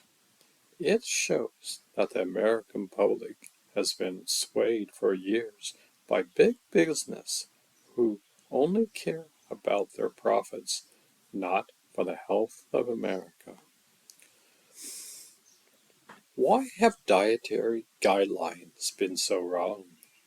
And do you still need to change? Official dietary guidelines play a significant role in setting policy and habits. Here's why. They once demonized fat in favor of carbs, and they still recommended added sugar. Jennifer Chickak, author. Dietary guidelines attempting a seemingly impossible task. They set out a generalized recommendations for something for personal nutrition. When it comes to food, we have a range of tastes, accessibility, affordability, cultural traditions, ethical considerations, and even allergies or intolerance. Plus, we have different macro and micronutrient needs based on our health and metabolism. Yet guidelines form a necessary public consensus on what makes up a relatively healthy diet. But how do dietary guidelines come about? How accurate are they? And how closely should we adhere to them when hurting, when fueling our bodies? The Dietary Guidelines for America is intended to synthesize the latest nutrition science into simple guidelines that then form the foundation of all government food programs and are followed by almost all health institutions and public health and professional societies, writes Levitt Advisor Mark Hyman, MD, in Food Fix, How to Save Our Health, Our Economy, Our Communities, and Our Planet, one bite at a time. What are dietary guidelines? Every 5 years since 1980, the United States Department of Agriculture, USDA, and the Department of Health and Humane Services, HIS, have jointly released the Dietary Guidelines for America. Since 1985, the two government departments have assembled an outside advisory committee to review scientific data on health and nutrition and prepare a report that informs the government on what to include in the revised guidelines. Some health associations also make diet and lifestyle recommendations based on scientific data. For example, the American Heart Association and the American College of Cardiology have a joint recommendation dietary pattern, and the American Diabetes Association has a nutritional consensus report. Medical professionals often use these tools along with the DGA to make recommendations for their patients, but the general public can also access summaries of heart, healthy heart, or diabetes-friendly nut nutritional advice on respective agencies' websites. The federal scientific consensus remains the DGA, however. The DGA nutritional standards are disseminated through federal agencies, including the Centers for Disease Control and Prevention, USDA, HHS, and more. These agencies then provide federal funding for research and public health programs that help implement the nutritional standards or educate about them. The DGA helps inform public school lunch programs, children and adult care food programs, supplement nutritional assistant program, special supplement nutritional program for women, infants, and children, the latter of which serves about half of all infants born in the nation. Ultimately, the DGA is intended to serve as a roadmap on what foods and beverages boost health and prevent disease while meeting nutritional needs, but has had an impact over the years. According to the 2020 to 2025 DGA release, Americans now have a totally healthy eating index of about 56 out of 100. The USDA created the score to indicate how well Americans are following the DGA. The score is down 3 points where it was in 2015 and 2010. What has changed? When comparing dietary index from the early aughts to those just 5 years ago, people are not consuming more fruit and vegetables, shows an analysis by the American Public Health Association. But they are swapping refined grains for whole grains, and they're eating less added sugar and less saturated fat.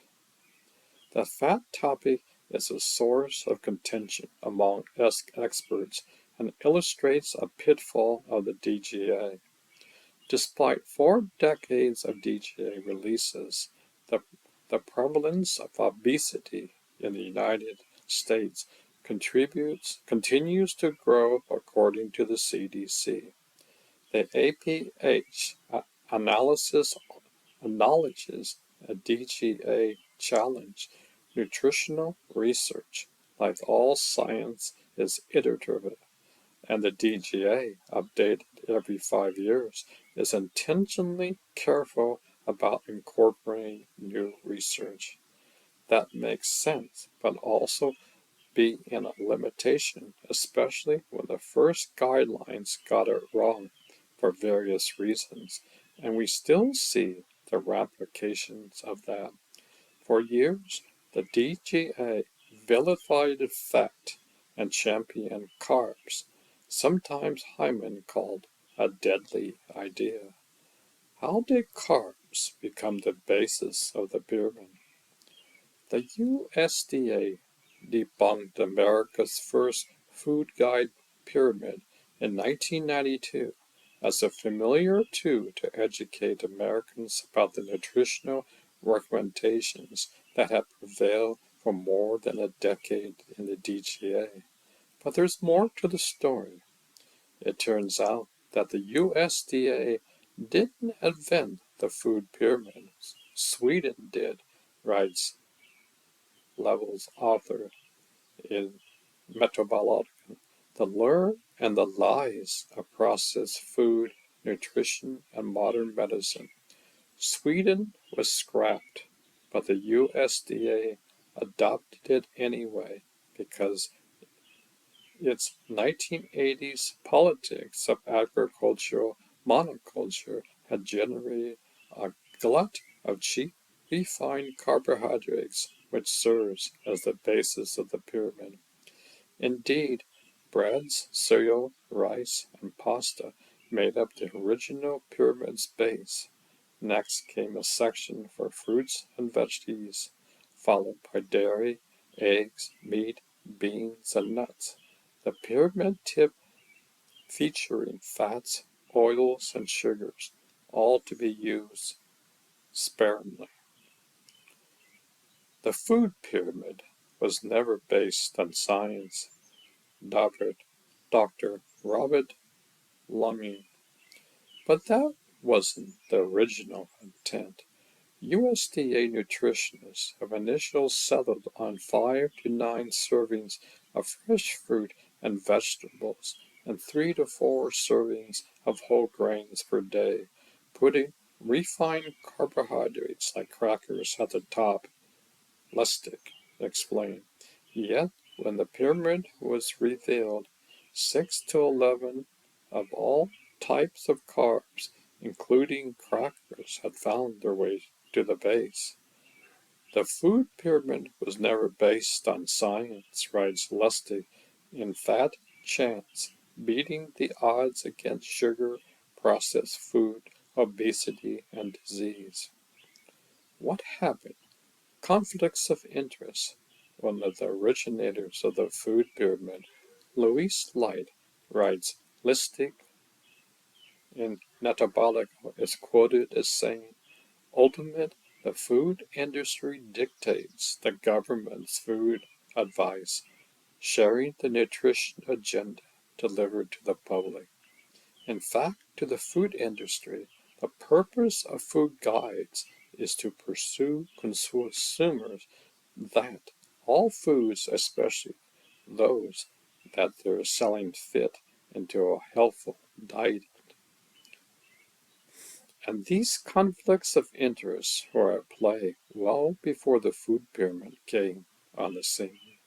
Before the USDA came and HHS released the first DGA in 1980, we had the dietary goals for the United States. The U.S. Senate Select Committee on Nutrition and Human Needs, led by Senator George McGovern, released the publication in 1977. According to Lustig, McGovern commissioned a labor reporter, Nick Morton, who had zero scientific background, to write the goals, and Morton did so based on the work and opinions of Harvard nutritionist Mark Hestig.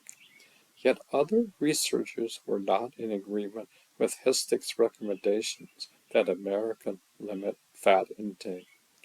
Sheer fat was possibly correlating with heart disease, but researchers hadn't yet dissected that the big bad wolf of the fats is trans fats. Trans fats use surged in the 1960s, Lustig says. Meanwhile, in the mid-1980s, sugar consumption had also seriously raised the eyebrow of British psychologist and researcher John Yudkin, who published his extensive research on the topic in several papers, but also in the 1972 book Pure, White, and Deadly. But Hestig authorized a 1967 paper in the New England Journal of Medicine that, according to Hyman, blamed fat and gave sugar a pass for heart disease. And Hyman writes, turns out that the sugar lobby paid him and a co-author the equivalent of nearly $50,000 in today's dollars to write that article giving sugar a pass, even though studies showed that inflammation, abnormal cholesterol, and other heart disease biomarkers were driven by sugar and starch. Therefore, fat, not sugar, became America's demon of the late 20th century. And these origin dietary goals encourage Americans to reduce their fat consumption and ramp up their complex carbs. But when you take the fat out, the food tastes like cardboard, writes Lustig in Fat Chance, and palatability equals sales. The food industry had to find ways to make this low-fat fare palatable. They, therefore, upped the carbohydrate content, specifically the sugar. Enter the new millennium, and the low-carb diet concept was beginning to take hold thanks to new research and early champions like Dr. Robert Atkins with his famous Atkins diet. According to Lustig, several things became clear through targeted studies. Cutting carbs improves glucose control and works for weight loss. Curbing carbs in favor of fat consumption proves beneficial for markers of heart diseases, and restricting carbs improves aspect of metabolic syndrome. Revised in 2005, the food guide pyramid became My Pyramid. It no longer showed food groups in a probiotic hierarchy, but it still prioritized carbs a bit, this time with an emphasis on whole grains, and it still gave saturated fats a bad name and encouraged low-fat or fat-free consumption. Eventually, the peak icon was retired in 2011 to become My Plate, which portions out food groups and is still used today and revised accordingly based on DGA updates. But My Plate still endorsed the low-fat myth, listing rates and metabolical. To its credit, at least My Plate didn't tout refined carbohydrates. However, its low-fat imperative continues to miss the point, he says.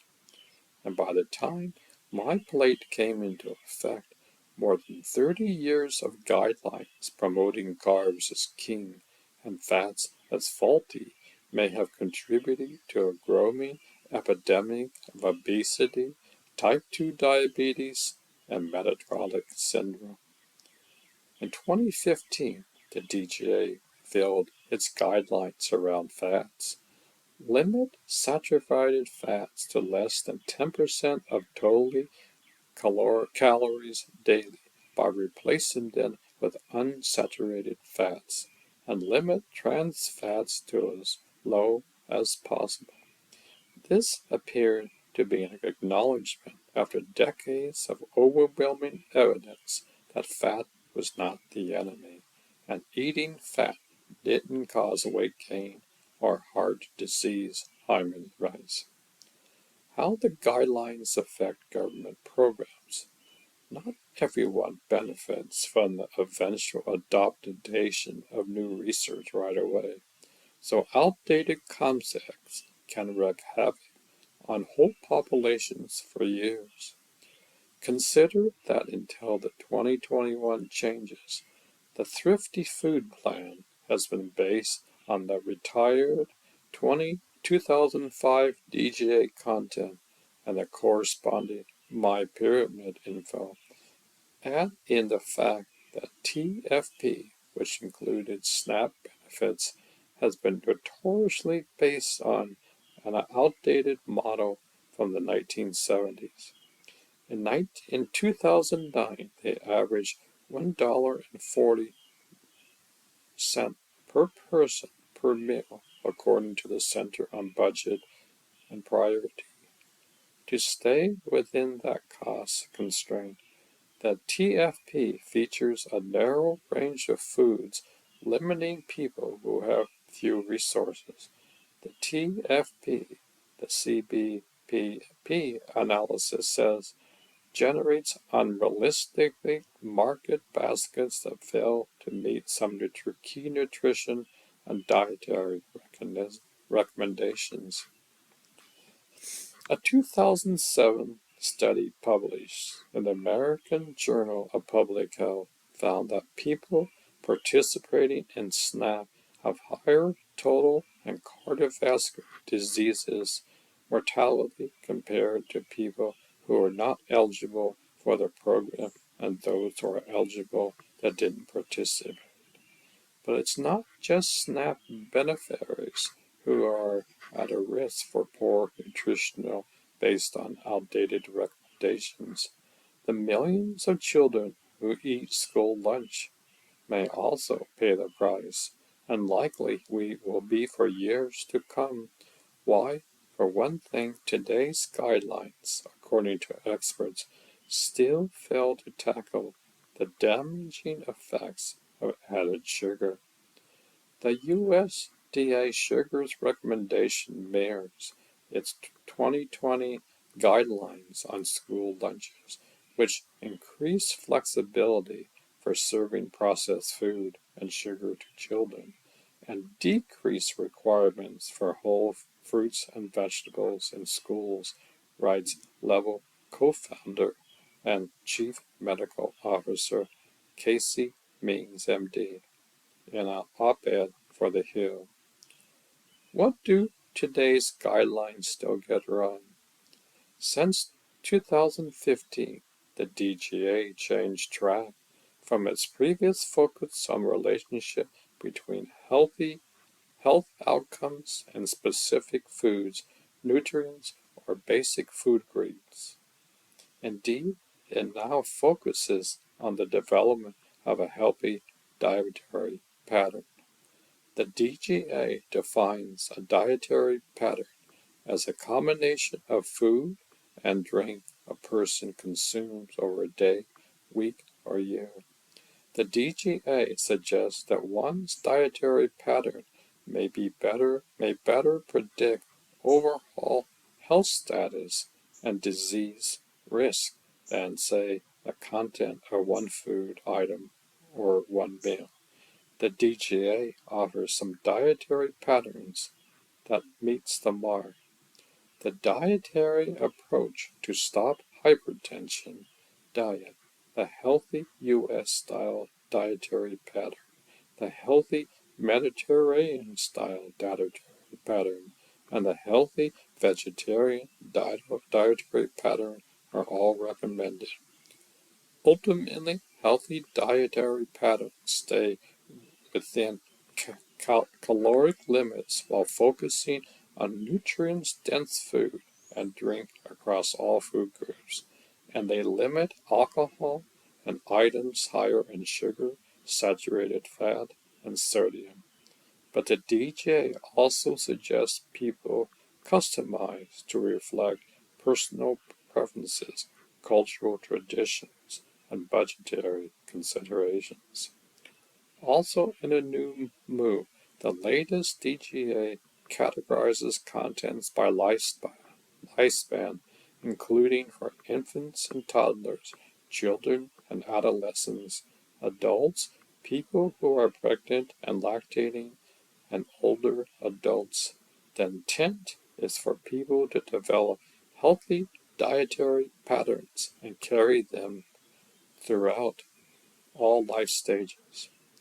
Although the newest DGA makes some positive progress, several crucial issues remain at stake. For one, the DGA's recommendation for added sugar is too high, according to its own advisory committee. For the first time, the DGA states children under 2 should have no added sugar, a good move. But for everyone else, the recommendation is less than 10% of calories per day. When creating the revised DGA, the USDA and the HAS ignored the advisory committee's staunch recommendations that the normal be less than 6%. This is at a time when rates of prediabetics and obesity continue to soar. There is also a social justice issue. Rights means in opt for medicine today. Minorities and the poor disproportionately suffer from blood sugar related diseases and are most reliant on school lunches and nutritional assistance programs like SNAP, which are influenced by USDA guidelines. Lax USDA nutritional guidelines will lead to more sugar on the plates and in the cups of the exact people who need the most health support, and will widen health and economic disparities even more. As a response is why the USDA and HAS omitted this recommendation, the department issued this statement. The community's systematic review supported low intake of added sugars, but the conclusion statements did not specify an amount of added sugars that was associated with health promotion or disease prevention. The conclusions were consistent with those of the 2015 committee. In 2016, Congress mandated the National Academy of Science, Engineering, and Medicine to review the DGA development process. The National Academies found bias and conflicts of interest among the advisory committee. Specifically, more than half had ties to various food industries, but conflicts of interest may also lie within the USDA or HHS, the agencies that put out the Finnish DGA. And one of the op-eds for the Hill, Means points out that the USDA Food and Nutritional Service openly states its conflict of interest in its mission statement. Our mission is to increase food security and reduce hunger by providing children and low-income people access to food, a healthy diet, and nutritional education in a way that supports American agriculture and inspires public confidence. And we can look to the USDA's 2018 Farm Bill for additional confirmation of that agricultural support. The lack of change to added sugar mirrors the bill's interest, which allocates $31 billion in support of disease-promoting commodity crops. Means explains, including soy, wheat, corn, and sugar, the vast majority of which are turned into disease-promoting processed foods, oils, or animal feed. Another pitfall of the current DGA release amidst a global pandemic in which food insecurity has been higher than usual is that its scope to address food insecurities is limited. The DGA simply mentions the ability to customize healthy dietary patterns to accommodate budget and recommend turning to government programs like the SNAP. Finally, the DGA also leaves climate change entirely out of the picture, even though food production and consumer choices impact the planet. Should you pay attention to the guidelines at all? The DGA itself is a 150-plus page PDF. The newest version does feature helpful concerns about dietary patterns across the lifespan, but likely you'll find the USDA My Plate website and app, which incorporates DGA material, more accessible with its quizzes, resources, and recipes. You can view life stages in a drop-down menu and gain information about serving sizes for food groups based on the My Plate version. But the DGA is just one resource when it comes to healthier eating that's right for you. If you're following multiple sets of guidelines like the DGA and recommendations from the American Heart Association or the American Diabetics Association, you're going to run into inconsistencies. Remember that since it only gets a revamp every 5 years, the DGA may be behind on the research. Other potential resources, including your doctor or your nutritionist, especially if you're managing a chronic disease and need further dialing in. Sometimes the DGA does not address. However, many doctors submit to minimal training in nutrition. Fortunately, there are plenty of resources available that focus on health conditions and nutrition and dive deep into the synthesis of the research literature.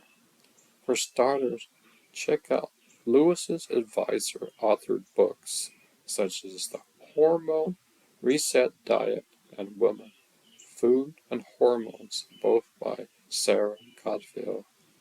The Brain Whole Life Plan by David Plenum, MD. The Blood Sugar Solution by Mark Hyman. Fat Chance by Robert Ludstick. Lifespan by David Sinclair. And the Walls Protocol by Terry Walls, MD. Finally, so many doctors play a role in what goes on your plate at any given time. Any set of guidelines cannot be one size fits all. And though it allows for customization, the DGA still falls short when considering how many individual factors. So how should they proceed? Your diet should be aspirational, not perfect, Hyman writes in Food Fix. It should contribute to better health for you, a better way for humans, including food workers and farm workers, and a better world for the environment, our climate, and our economy. This is achieved by focusing on real, unprocessed foods grown in a clean, sustainable way.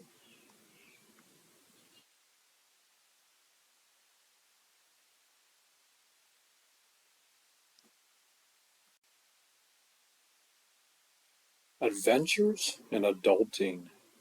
The Pearls of Grocery Shopping in College. Former Georgetown University Student Association President Joe Luther told us at new student orientation that college would be just like preschool. Lots of naps, making new friends, crying, puking, and learning important life skills. Sure enough, every day on the hilltop were ridden the strange gut bus a bit further on the bumpy road to adulthood, picking up valuable tips and tricks for getting along in the world. Welcome to Adventures in Adulting, where every other week we'll be talking about how we really all just faking this whole adulting thing during this, our final summer of quasi-freedom before senior year. So what's our first stop after disembarking from O'Donovan's on the waterfront? Grocery shopping. For some reason, no one talks about how bad we are at buying food for ourselves. Think about it. Since you started college, have you ever gotten home from grocery shopping and thought, yep, I bought the right amount of food for a person to be healthy and sustained? No, you haven't. If you have, you're either lying to yourself or not part of the 0.0001% of people who don't need to read this column. Many of you haven't even been to the grocery store since those starting Georgetown. And those of us who have done so somehow always forgot the almond milk and neglect to check if the eggs were expired while we were still in the store. It's so simple, that yet a core foundation of adulting still seems to elude us. From what we can tell, there are basically two kinds of grocery shopping. The first is dishonest grocery shopping, which is the kind of shopping where you glide into the Safeway, canvas bags in hand, ready to buy things our mom would be proud to feed us. We're talking actually bringing your cart into the produce section. We're smelling some lettuce, so if you have any idea what you're looking for. We're talking about buying the Crocs instead of the 12-pack of not at least light that's potentially purposely on sale, just as the kale chips stack up in your cart. So too do the lies. There's no reason to be ashamed. We have all been tricked by our inner Instagram model who has her shit together and lies on a beach somewhere consuming a strictly smoothie-based diet. We are all convinced ourselves that from now on, we're only going to reach for the apples we bought instead of the flaming hot Cheetos, so readily accessible at Vital Bitters. The problem with listening to your inner Instagram model is that you that exists in Safeway at 2 p.m. is in no way the same you that exists at 2 a.m. and Langer Library. There's no match for your inner toddler who once dreamed that adulthood would be daily consumption of M&Ms and not much else. She's not with you when you need a muffin for more uncommon grounds to survive that 9 a.m. interactive French lecture. She's certainly not with you when your roommate textiles you on Friday night and pizza becomes your lone companion. So blame this produce-centric version of yourself when your bank account is drained and you're still stuck with mostly raspberries of shame. Thankfully, this kind of grocery shopping is inherently time sensitive.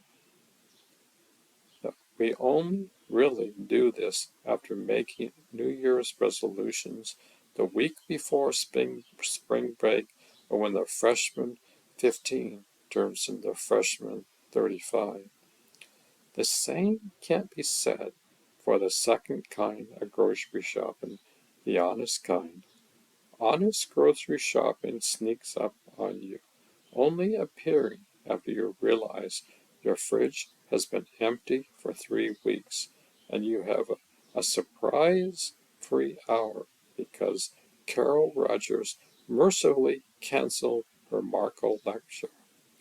All of a sudden, you find yourself in the charming aisles of Trader Joe's, just throwing frozen pizza into your cart at top speed so you can get back to watching Netflix like a real American. Microwave Indian food. One less thing to figure out how to cook and ultimately burn. Cookies cleverly disguised as organic that are really off-brown Oreos. You need those. Your inner toddler is cackling. They're steering the cart, and you're just going along for the ride. Like little Miss Instagram models is nowhere to be found. She only comes out to sulk later as you shamelessly overfill your freezer with pizza and microwave dinners. Both Instagram model and inner toddler has some insight to share though. Real adult grocery habits are found somewhere in between those college shopping routines. Think of it this way. At some point when we were kids, we did realize that eating the green stuff on your plate didn't have to be a chore. Did that mean we loved chocolate milk less? Absolutely not. But we learned the valuable lesson that there is room in our hearts and a stomach for both Lucky Charms and broccoli. So too is there room in our carts. Just as we learned how to eat as toddlers, embracing the fruit bowl as well as the cookie jar, it seems we must do it again with the grocery shopping at college as college students. Molly Cooks and Marina Padakfree are seniors in the college. This is the first installment of their summer column, Adventures in Adulting. What is intermittent fasting? Intermittent fasting is an eating pattern that cycles between periods of fasting and eating. If you don't specify which foods you should eat, but rather when you should eat them. In this respect, it's not a diet in the conventional sense, but more accurately disguised as an eating pattern. Common intermittent fasting methods involve daily 16-hour fasts or fasting for 24 hours twice per week. Fasting has been a practice throughout human evolution. Ancient hunter-gatherers didn't have supermarkets, refrigerators, or food available year-round. Sometimes they couldn't find anything to eat. As a result, humans evolved to be able to function without food for extended periods of time. In fact, fasting from time to time is more natural than always eating 3, 4, or more meals per day. Intermittent fasting methods. There are several different ways of doing intermittent fasting, all of which involve splitting the day or week into eating and fasting periods. During the fasting periods, you eat very little or nothing at all. These are the most popular methods. The 16x8 method, also called the Lean Gains Protocol, involves skipping breakfast and restricting your daily eating period for 8 hours, such as 1 to 9 p.m., then you fast for 16 hours in between. Eat, stop, eat. This involves fasting for 24 hours once or twice a week, for example, by not eating from dinner one day until dinner the next day. The 5-2 method. With this method, you can consume only 500, 600 calories on 2 non-consecutive days of the week, but eat normally the other 5 days. By reducing your calorie intake, all of these methods should cause weight loss as long as you don't compensate by eating much more during the eating periods. Many people find the 16x8 method to be the simplest, most sustainable, and easiest to stick to. It's also the most popular. Summary: there are several different ways to do intermittent fasting. All of them split the days or week into eating and fasting periods. How it affects your cells and hormones. When you fast, several things happen in your body on a cellular and molecular level. For example, your body adjusts hormone levels to make stored body fat more accessible. Your cells also initiate important repair progress and change the expression of genes. Here are some changes that occur in your body when you fast.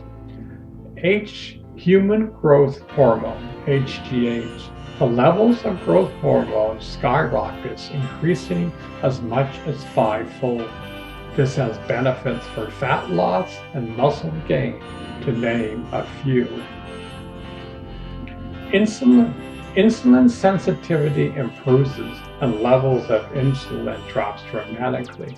Lower insulin levels make stored body fat more accessible. Cellular repair.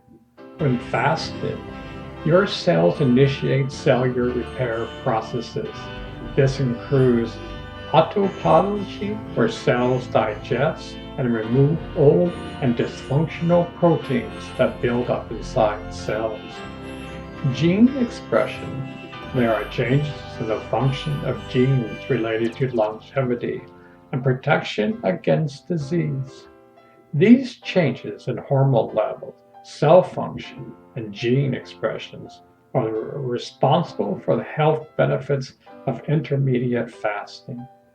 When you fast, human growth hormone levels go up and insulin levels go down. Your body cells also change the expression of genes and initiate important cellular repair processes.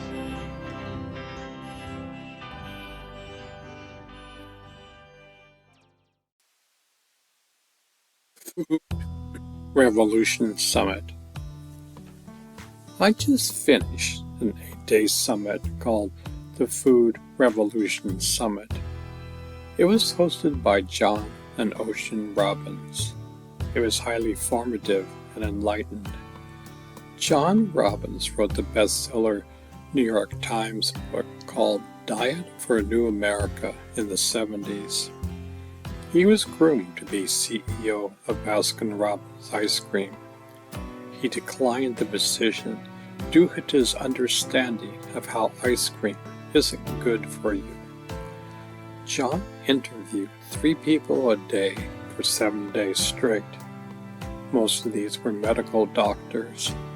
Almost all of them overcame intense diseases that modern-day science says you can't heal naturally. All of these medical doctors concluded that a plant-based diet can heal the body in ways that the present-day system doesn't do. In the past 10 years, so much research has been done on plant-based medicine, yet it hasn't reached the mainstream. Most medical doctors still don't have a clue about the power of plant-based foods as medicine. This is a major problem. Our Western diet is killing us, yet we think this is normal. Most people would never want to change their lifestyle and eating habits, even despite the harm that it does. Over 250,000 people attended this seminar daily. I find it ironic that I posted on Facebook each day about the seminar, and yet not one person posted back a like or a comment. It seems to me that "don't tell me what to do" is the norm in society today. Even if humanity is about ready to jump off the cliff, we still don't want someone to tell us what to do. John Robbins has been diligently giving this message for over 50 years now. Many of his speakers have done so for decades. It takes time for society to adapt and change for the better. I feel blessed that I had the opportunity to listen to such great wisdom. This summit came at the perfect time. I had the time to listen to each speaker without any other obligations. I'm spending my time healing my body after losing my left pinky toe. This wisdom needs to be brought to the world. The world needs to listen to and implement this wisdom. We can make this world a better place. We can never rest on our laurels. Here I was eating an organic diet, yet I didn't know that some of the food groups I was eating was harmful to my body. I lost my left pinky toe due to this.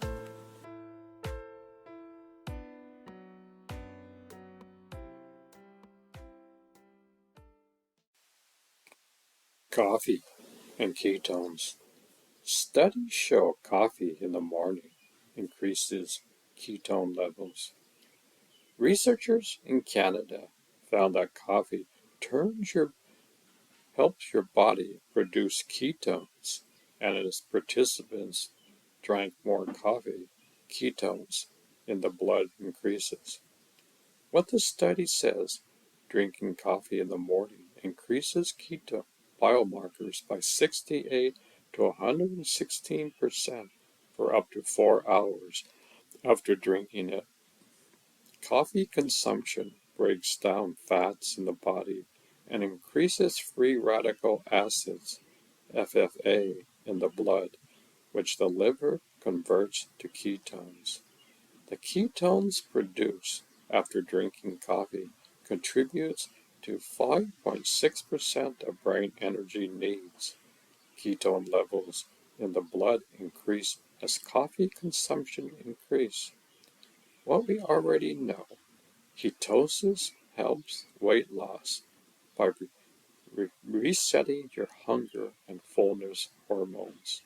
Fats in the morning signals to your body that you are not experiencing a famine. Fat increases ketones, especially in the morning, because you're still in a fasted start state from sleeping. Researchers found that caffeine increased insulin sensitivity, which would make you crave less sugar because you're able to use the sugar you have. Does coffee kick you out of ketosis? A portion of the low-carb community avoids coffee because they think it raises blood sugar, kicks them out of ketosis, and makes them hungry. You can find studies that both support and reject the idea that coffee alters blood glucose, and that's usually because the foods offered alongside and added to coffee mess with blood glucose and insulin. However, the Canadian study measured elevated ketones in the blood in addition to FFAs, which the liver converts to ketones after coffee consumption. All that ketone power gives you steady energy and mental stamina to make it through your intermittent fast without even thinking about food. Insulin resistant diet, separating fact from fiction. Domenica D'Agosto diet. Summary. D'Agosto follows the ketogenic diet, which is high fat, very low carb, and medium protein. He also engages in intermittent fasting and takes a ketogenic supplement. He eats 2 meals per day. When he is trying to gain weight, he will eat 2 to 3 times per week. He will eat only have coffee with MECT powder in it. He eats that as his morning meal. This is his intermittent fast. On the other days, he will not eat things like eggs. He will eat things like eggs, seafood, and veggies. He has a salad almost every day, and he has protein. It's generally fish. He often has a glass of wine for dinner. Estimated macros: very low carb, medium protein, high fat. Diet details: light charge up. Breakfast is usually coffee with ghee, clarified butter, or MCT powder. Twice or 3 times per week. This he will have until dinner. When he does, he eats breakfast. It is other eggs, sardines, oysters, and or vegetables. Healthy dinner. D'Agosto does not eat lunch.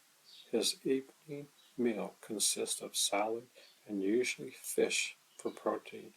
He also has mashed cauliflower and avocados. Keto Snack. D'Agosto's late night snack is keto ice cream, sour cream, mixed with coconut cream and a flavor he changes every night. For example, blueberries and chocolate powder with a pinch of stevia for sweetness. Cheat. D'Agosto says he will eat popcorn at the movies or pizza if he's in Italy, but his cheat is usually just to eat extra keto foods. What to eat: eggs, fish, seafood, nut butters, vegetables, avocados, MCT powder oil, ghee, olive oil, coconut cream, sour cream, and berries. What to avoid? Sugar, junk food, soft drinks, refined foods, processed foods, hydrogenated fats, artificial intelligence, carby vegetables, grains. The gusto on the importance of diet.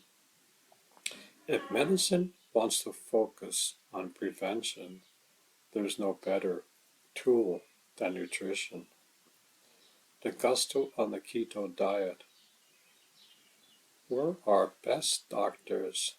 How can we feel on the diet is a pretty good indication of how the diet is working. The gusto on his keto diet.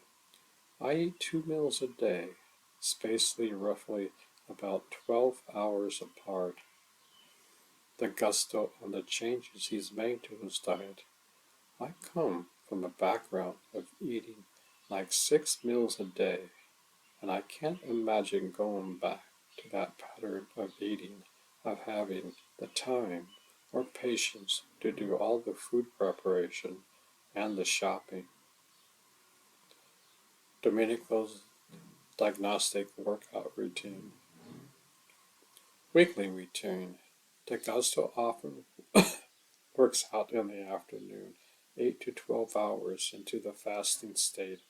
He will have RCAAs and a keto supplemented before the workout and eat a large keto meal afterwards. Train for the gain. D'Agosto recommends following the modified ketogenic dieting to gain muscle, with 25 to 30% of your calories coming from your protein. Pedal to the metal. D'Agosto often listens to heavy metal when he's working out. Focus on longevity. Weight training is a priority, but Dr. Dom says now his goal is for aging well rather than lifting to the max. Be creative. With limited time, Dr. Dom squeezes in his workout when he can, even doing squats on an airplane with his wife on his back. Having fun. Dr. Dom plays with his dogs to burn off stress and in some cardio.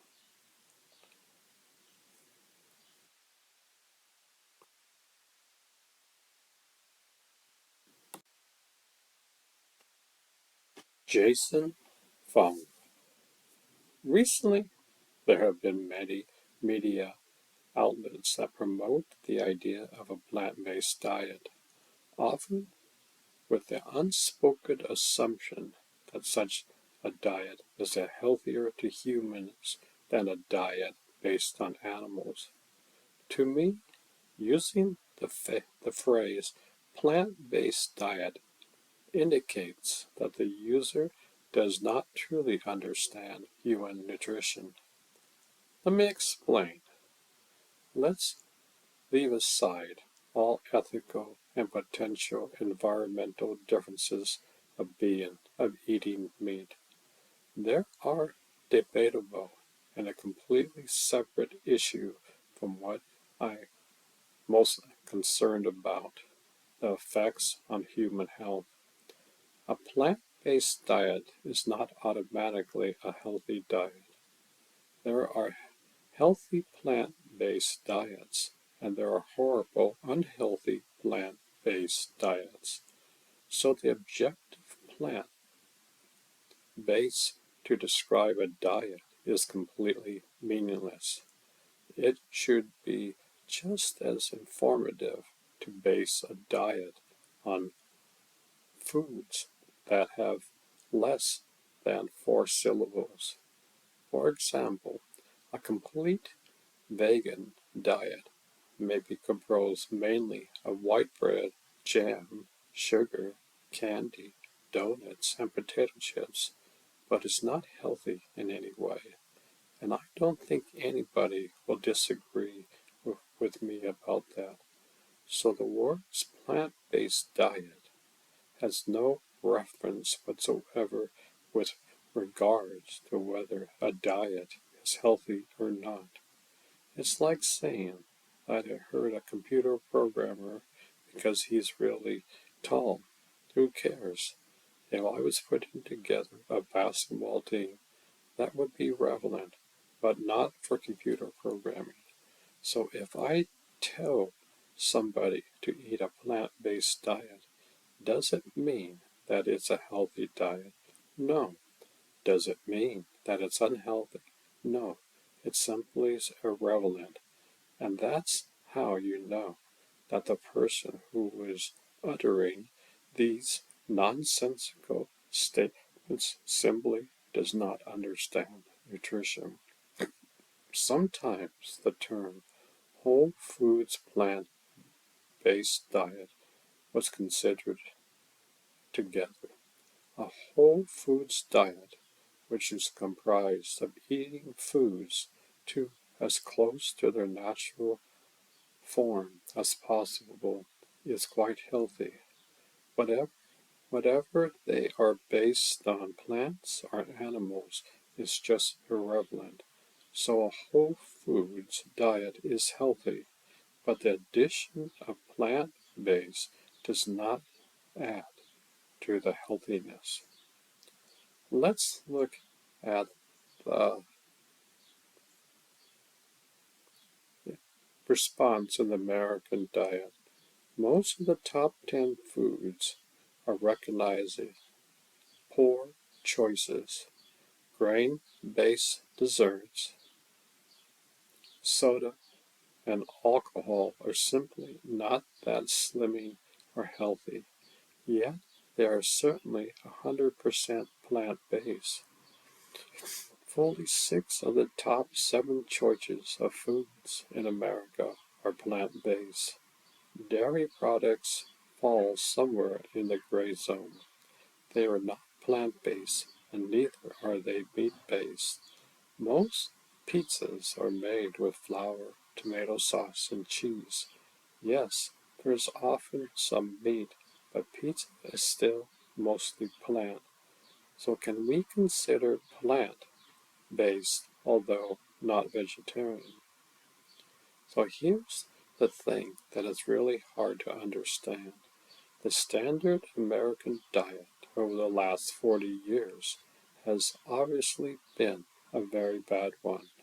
It has led to an epidemic of obesity and an epidemic of the closely associated type 2 diabetes and much more. Yet it is almost purely plant-based.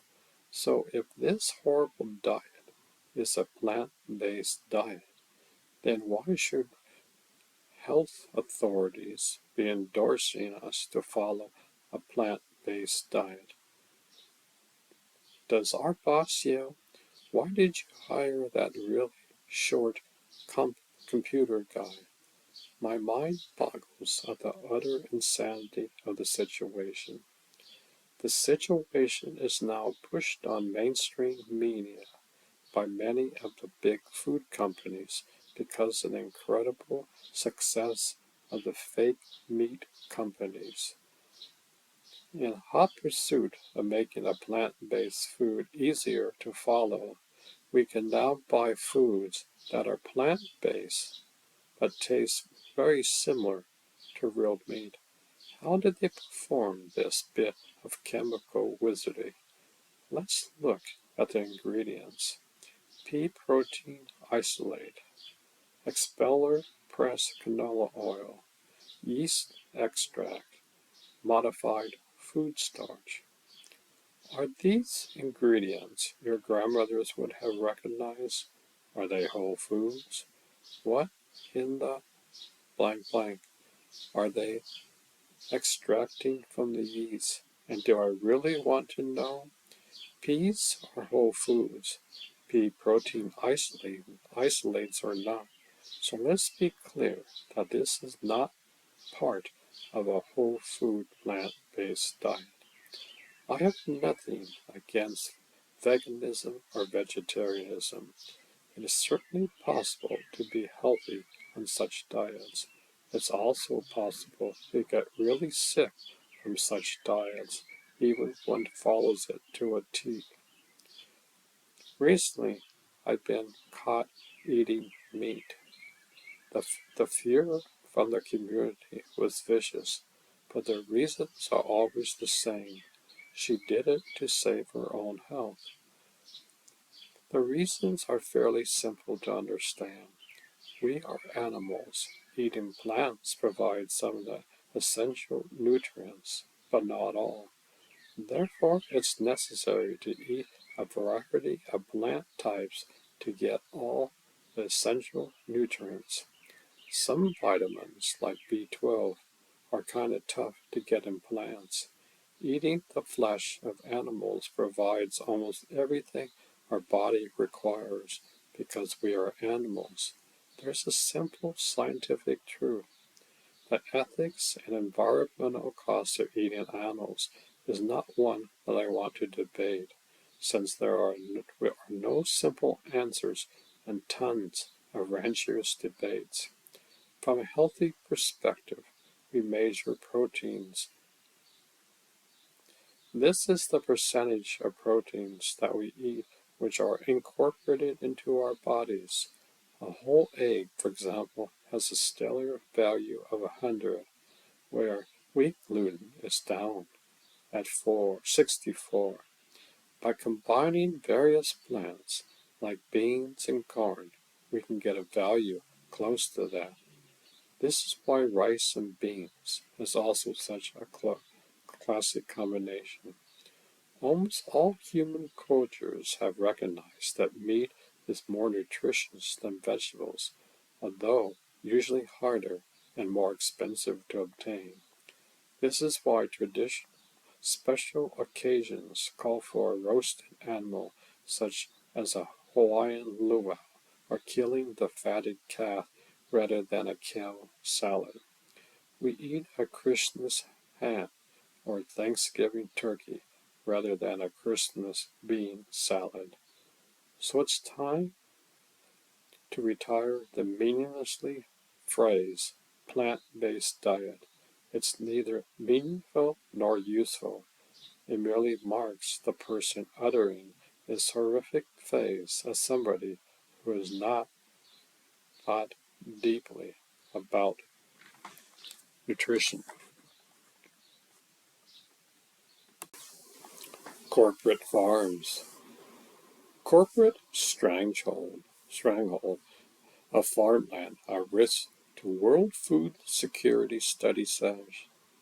Small farmers are being squeezed out as mega farms and plantations gobble up their land.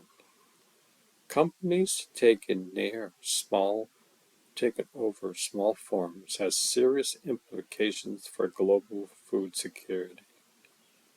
John Wright. The world's food supplies are at risk because farmland is becoming rapidly concentrated in the hands of wealthy elites and corporations, the study has found. Small farmers, the UNN says, grow 70% of the world's food, but a recent analysis of government data suggests the land which they control is shrinking every year as mega farms and plantations squeeze them until less than 25% of the world's available farmland, says International Land Use Group, GRAIN. These mega farms are less productive in terms of amount of food they produce per acres of land, the report argues. Small farms have less than a quarter of the world's agricultural land, or less than 20% excluding China and India. Such farms are getting smaller all the time, and if this trend persists, they might not be able to continue to feed the world, says a report which draws on government statistics and calls for a stop on land grabbing by corporations. The report suggests that the single most important factor in the drive to push small farmers onto ever smaller parcels of land is the worldwide expansion of industrial commodity crop farms. The powerful demands of food and energy industries are shifting farmland and water away from directly local food production to the production of commodities for industrial processing, it says.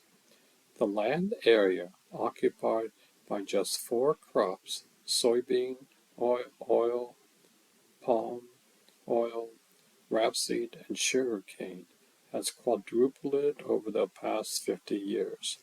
Over 140 million hectares of fields and forests have been taken over by these plantations since the 1960s, roughly the same area as all the farmland in the EU. What we found was shocking, said Henk Haberlink of Grain. If small farmers continue to lose the very basics of their existence, the world will lose its capacity to feed itself. We need to urgently put land back in the hands of small farmers and make the struggle for agrarian reform central to the fight for better food systems. Big farms have been getting bigger nearly everywhere, with rising number of small and medium-sized farmers going out of business in the past 20 years, says the authors. Belgium, Finland, France, Germany, and Norway in Western Europe have each lost about 70% of their farms since the 1970s, while Bulgaria, Estonia, the Czech Republic, and Slovakia each lost over 40% of their farms from 2003 to 2020. Poland alone lost almost 1 million farmers between 2005 and 2020. Within the EU as a whole, over 6 million farms disappeared between 2003 and 2010, bringing the total number of farms down to almost the same level as in 2000, before the inclusion of 12 new member states with 8.7 million new farmers, says the report, released with International Peasant Organization. But the concentration of land ownership is seen on every continent. Argentina lost more than 1/3 of its farms in the 2 decades from 1988 to 2000. Between 1997 to 2007, China lost 15% of its farms, with the biggest farms doubling their average size from 7,000 to 14,000 per farm. The United States has lost 30% of its farms in the last 50 years. Here, the numbers of very small farms has almost tripled, while the number of very large farms has more than quadrupled.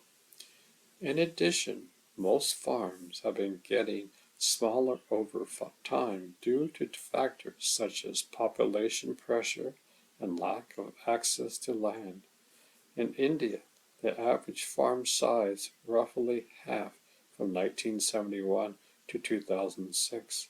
In China, the average area of land cultivated per household fell by 25% between 1985 and 2000. In Africa, average farm size is also falling. The author says land reform is urgently needed if enough food is to be grown to feed everyone. What we see happening in many countries is a kind of reverse aggregated reform, whether it's through corporation land grabbing in Africa, the recent agribusiness-driven coup d'etat in Paraguay, the massive explosion of soybean plantations in Latin America, the opening up of Burma to foreign investors, or the extension of the European Union and its agricultural model eastward, says Haberlink.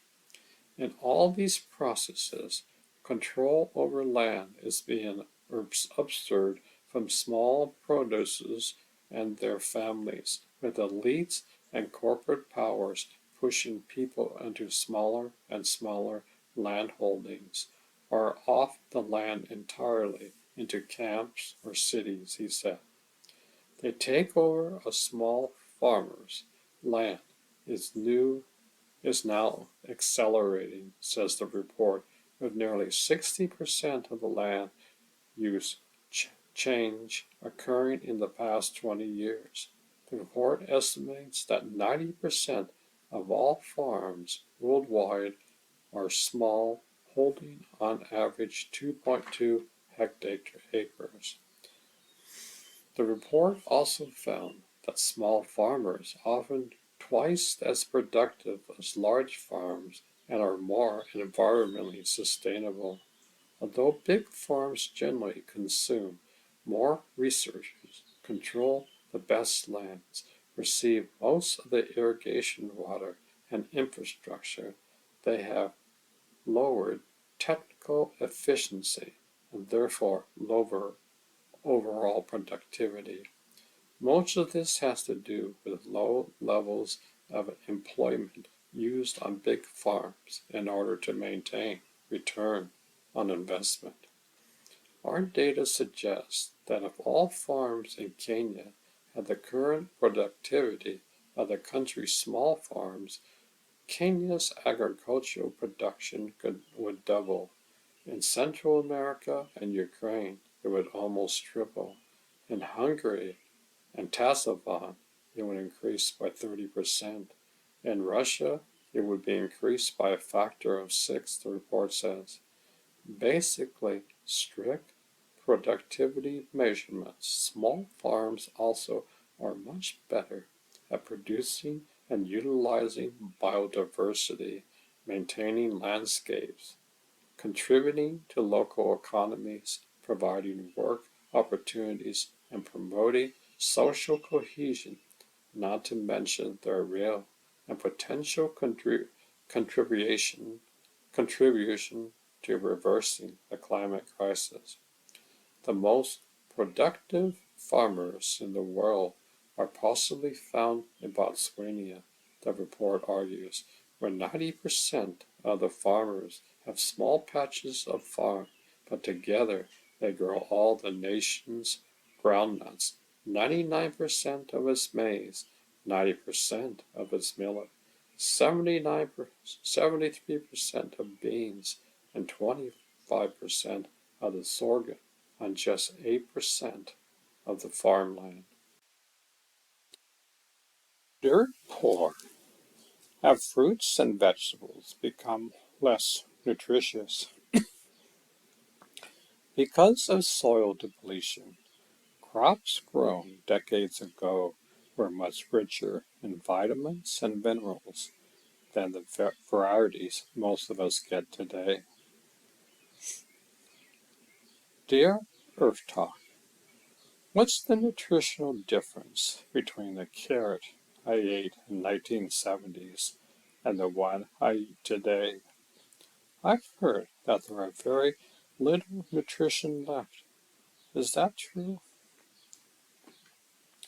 It would be overkill to say that the carrot you eat today has very little nutrition in it, especially compared to some of the other less healthy foods you likely also eat. But it's true that fruits and vegetables grown decades ago were much richer in vitamins and minerals than the varieties most of us get today. The main culprit in the disturbing nutritional trend is soil depletion. Modern, intensive agricultural methods has stripped increasing amounts of nutrients from the soil in which the food we grow. Sadly, each successive generation of fast-growing, pest-resistant carrots is truly less good for you than the one before. A landmark study on the topic by Donald Davis and his team of researchers from the University of Texas at Austin's Department of Chemistry and Biochemistry was published in December 2004 in the Journal of the American College of Nutrition. They studied U.S. Departments of Agriculture nutritional data from both 1950 and 1999 for 43 different vegetables and fruits, finding reliable declines in the amounts of proteins, calcium, phosphorus, iron, riboflavin, vitamin B12, and vitamin C over the past half century. Davis and his colleagues chalked up this dealing nutritional continent to the predominance of an agricultural practice designed to improve traits, size, growth, rates, pest resistance, other than nutrition. Efforts to breed new varieties of crops that provide greater yield, pest resistance, and climate adaptability have allowed crops to grow bigger and more rapidly, reported Davis, but their ability to manufacture or uptake nutrients has not kept pace with the rapid growth. There have likely been declines in other nutrients too, he said, such as magnesium, zinc, and vitamins B6 and E, but they were not studied in 1950, and more research is needed to find out how much less we are getting of those key vitamins and minerals. The Organic Consumption Association cites several other studies with similar findings. A Cauchy Institute analysis of nutrient data from 1975 to 1997 found that average calcium level in 12 fresh vegetables dropped 27%, iron levels 37%, vitamin A 21%, and vitamin C 30%.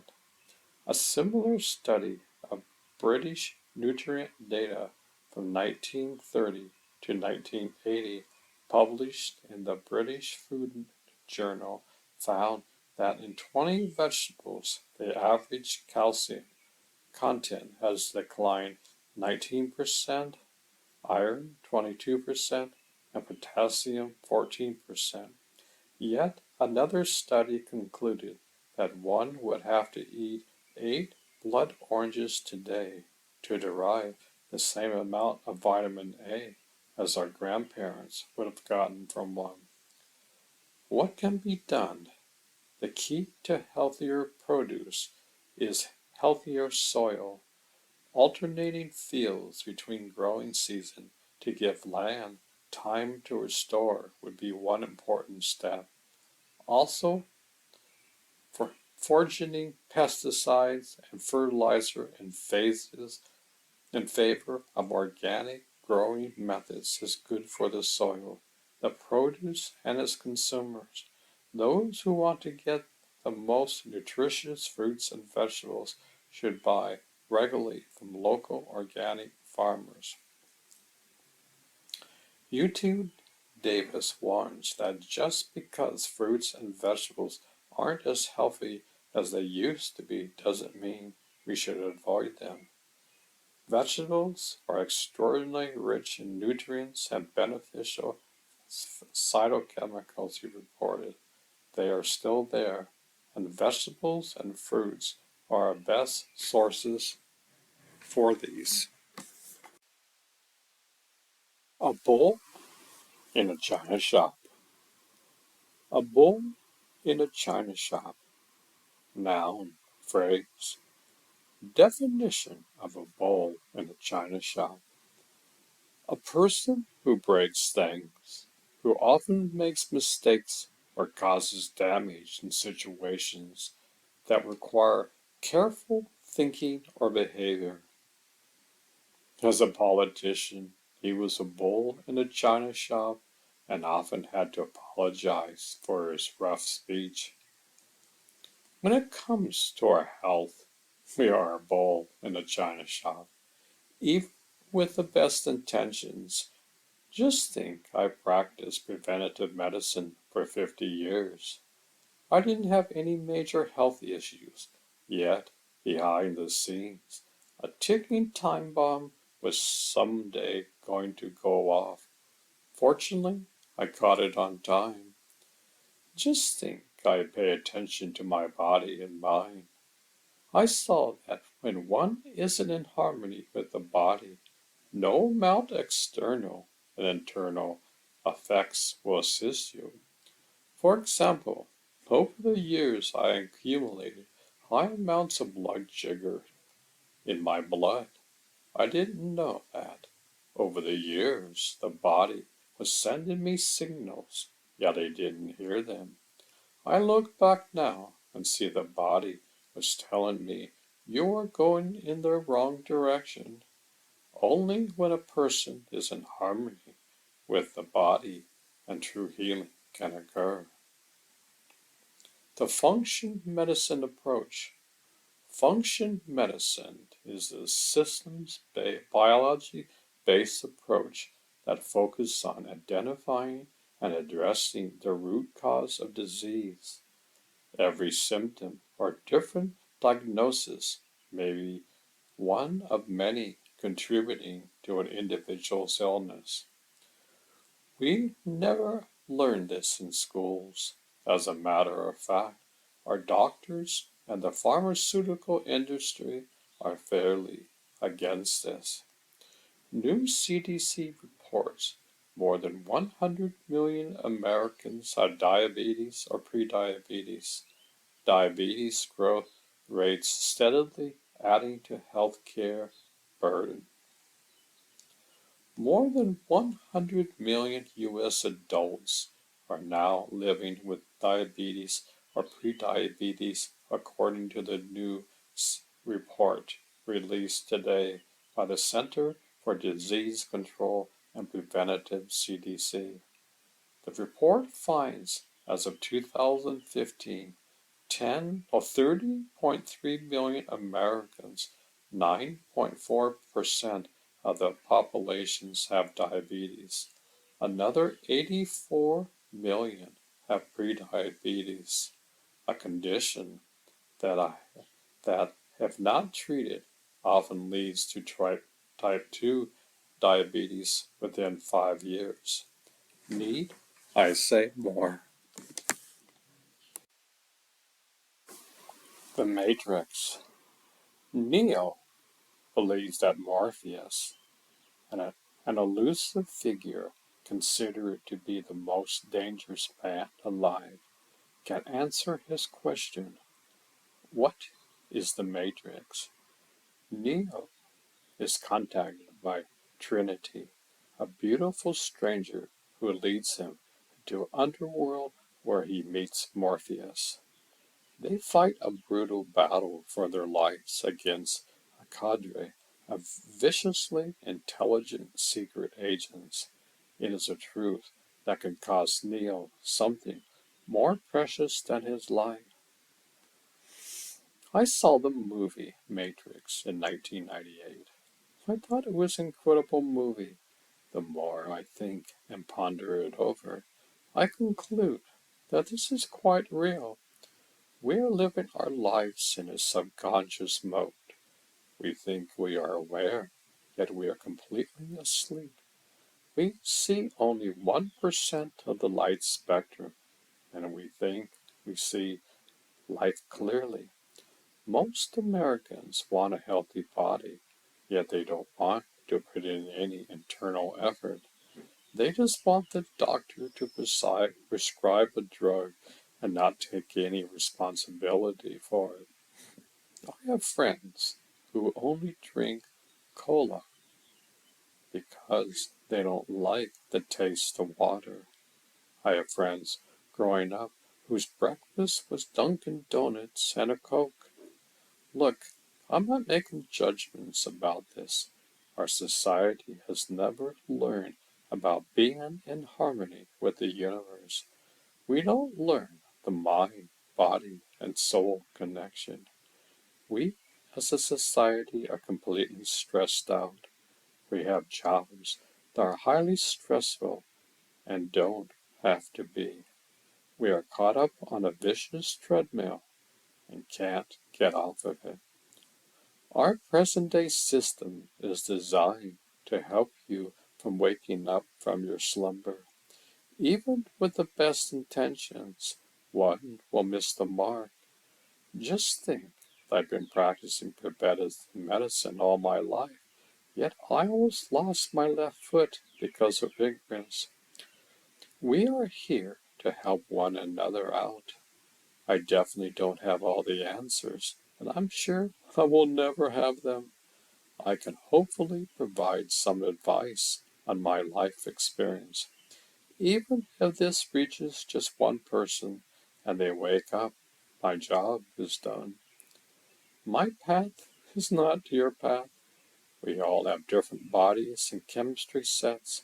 We all have a different view of life. I respect that and honor that. We are all on unique, individual journeys.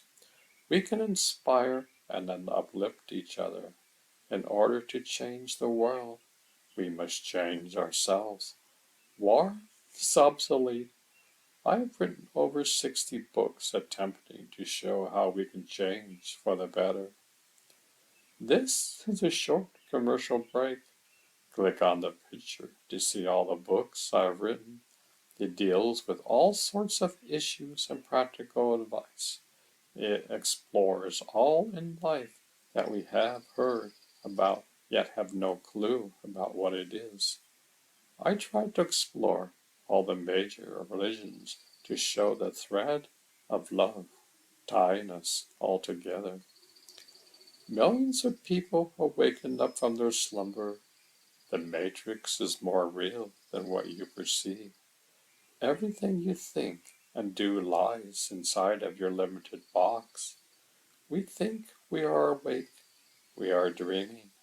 The only time we think about the purpose of life is on our deathbed, or they come down with a fatal illness. Life is very precious and short. It's just a flicker of time and eternity.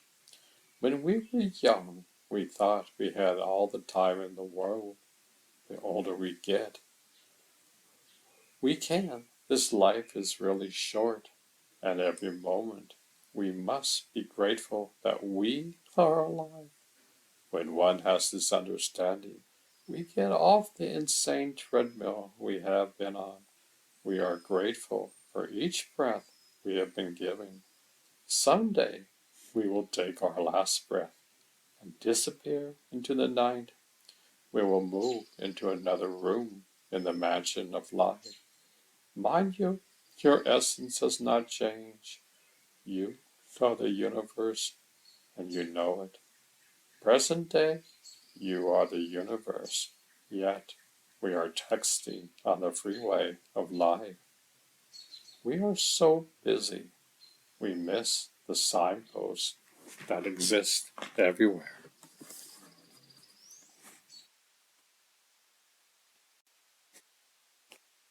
Inner rebooting of operating system 2.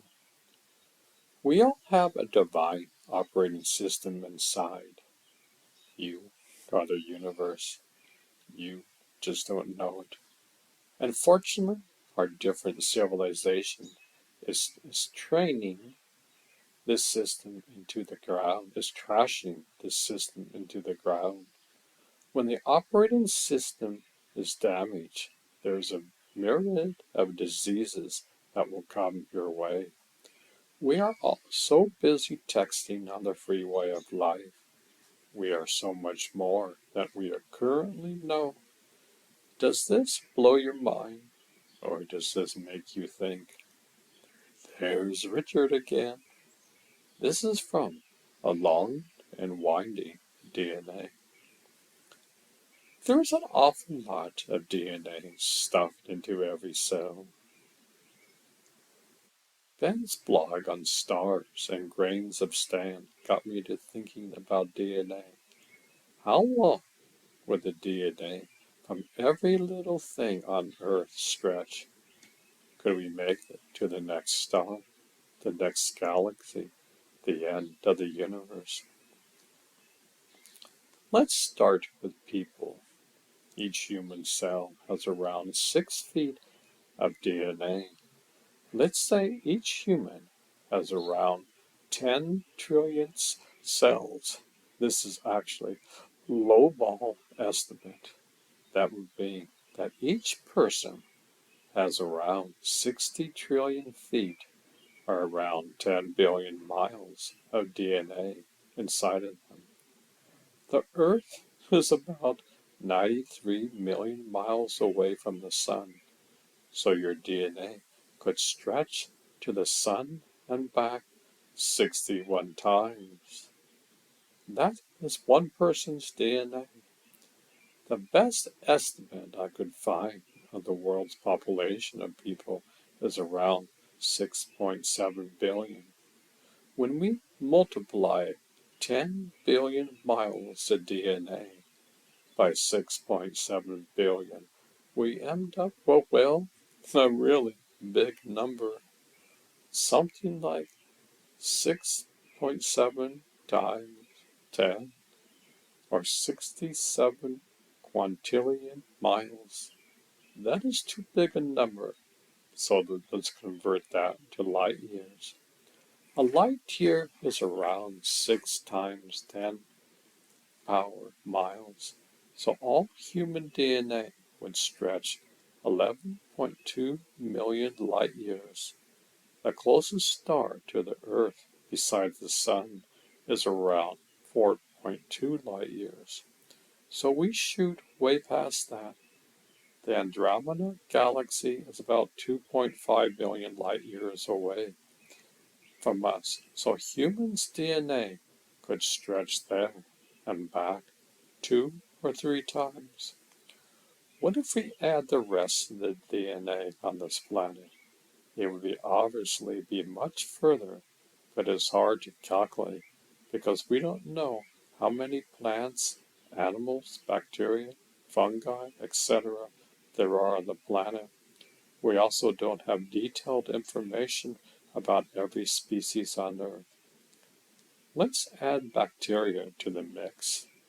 I decided on this because we know how many cells are in a bacterium. One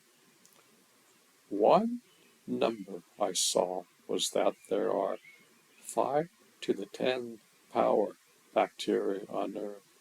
Bacterial DNA tends to be a lot smaller than human DNA, so it'll be less of it per cell. Let's say on average there is million base pairs of DNA bacteria. This number could be off by a very lot. This translates to around 0.5 inch of DNA per bacterium, which means you need to scrape together around 1.3 billion bacteria to get to a mile of DNA. So all the bacteria in the world have about 3-4 times miles of DNA. How far is 3.5 to the 10th power miles of DNA? Well, it's about 640 billion light years of DNA. The end of the observable universe is about 14 billion light years away. So if we stretched out bacteria DNA, it would go to the end of the universe and back around 23 times. Of course, it would be incredibly thin, and so actually doesn't take up much space in the universe. So that's just human and bacterial DNA. Well, mostly bacterial, since human is so petty in comparison. I haven't added all the rest of the DNA out there. I'll leave that to you.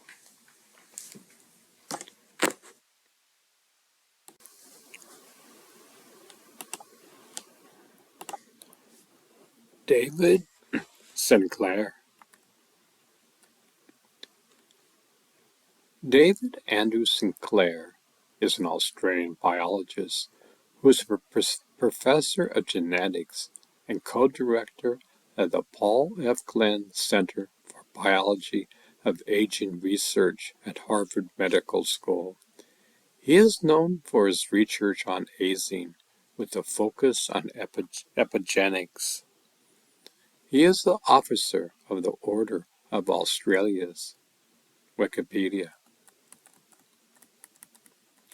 This is an email I sent to David. We all fine-tuning the guitar of life. I've been watching your work for quite some time. I'm not a scientist yet. You could say I have an inquisitive mind. I have a phrase that goes like this. The more attention you pay to something, the more attention it pays to you. I'm sure you understand this in your line of work. Answers come in very subtle ways. The universe does not shout. The universe whispers silently into the heart of man. I hope you do not mind if I offer some small suggestions to you. I think this could take you to a higher level in your work. I don't want to sound egotistical. I'm trying to come from my heart.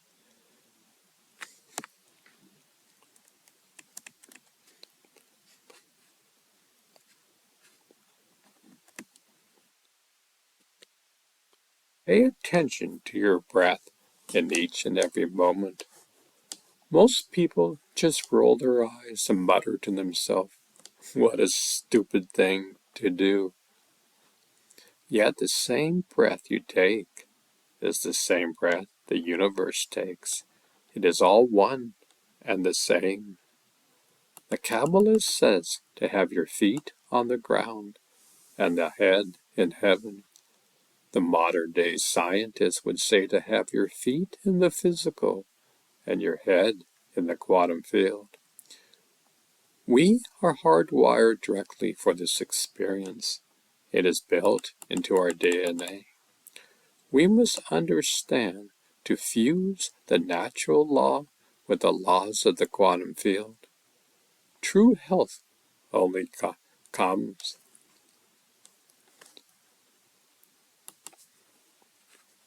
True health only comes when we are in harmony with both. We have the ability to see the death state and the sleep state is one and the same.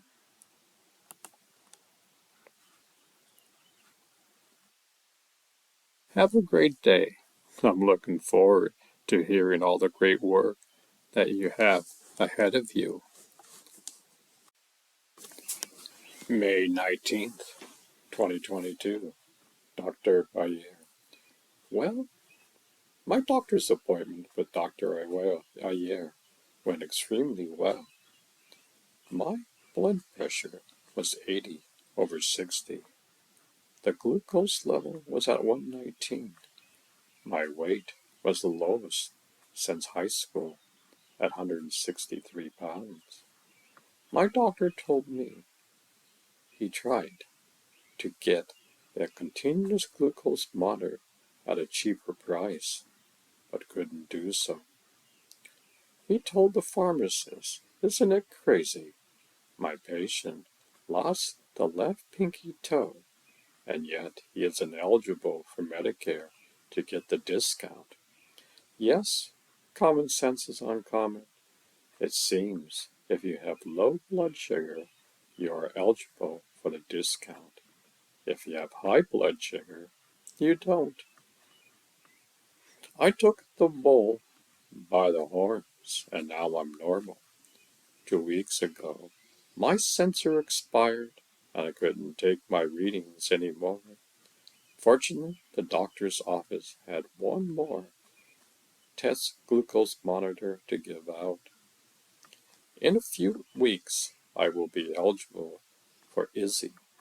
This is an incredible and powerful tool to check and maintain your health on a day-to-day basis. They use the same monitor that would have cost me $500 a month and charge you $39 a month. Not only that, they trace your blood pressure levels. Imagine eating a meal and putting the ingredients into a cell phone app. They can instantaneously tell you your glucose levels. They can then tell you whether your levels are high or low. They have a database to tell you which foods they recommend. The more people use this tool, the more accurate this will be. Currently, they say they get around 80% accuracy. When you sign up, they send you a kit where you submit a blood and stool sample. The stool sample will give you a report on the positive and negative bacteria in your microbiome. The Western diet that has contributed to an epidemic of people having poor gut health. More to come on this incredible subject soon.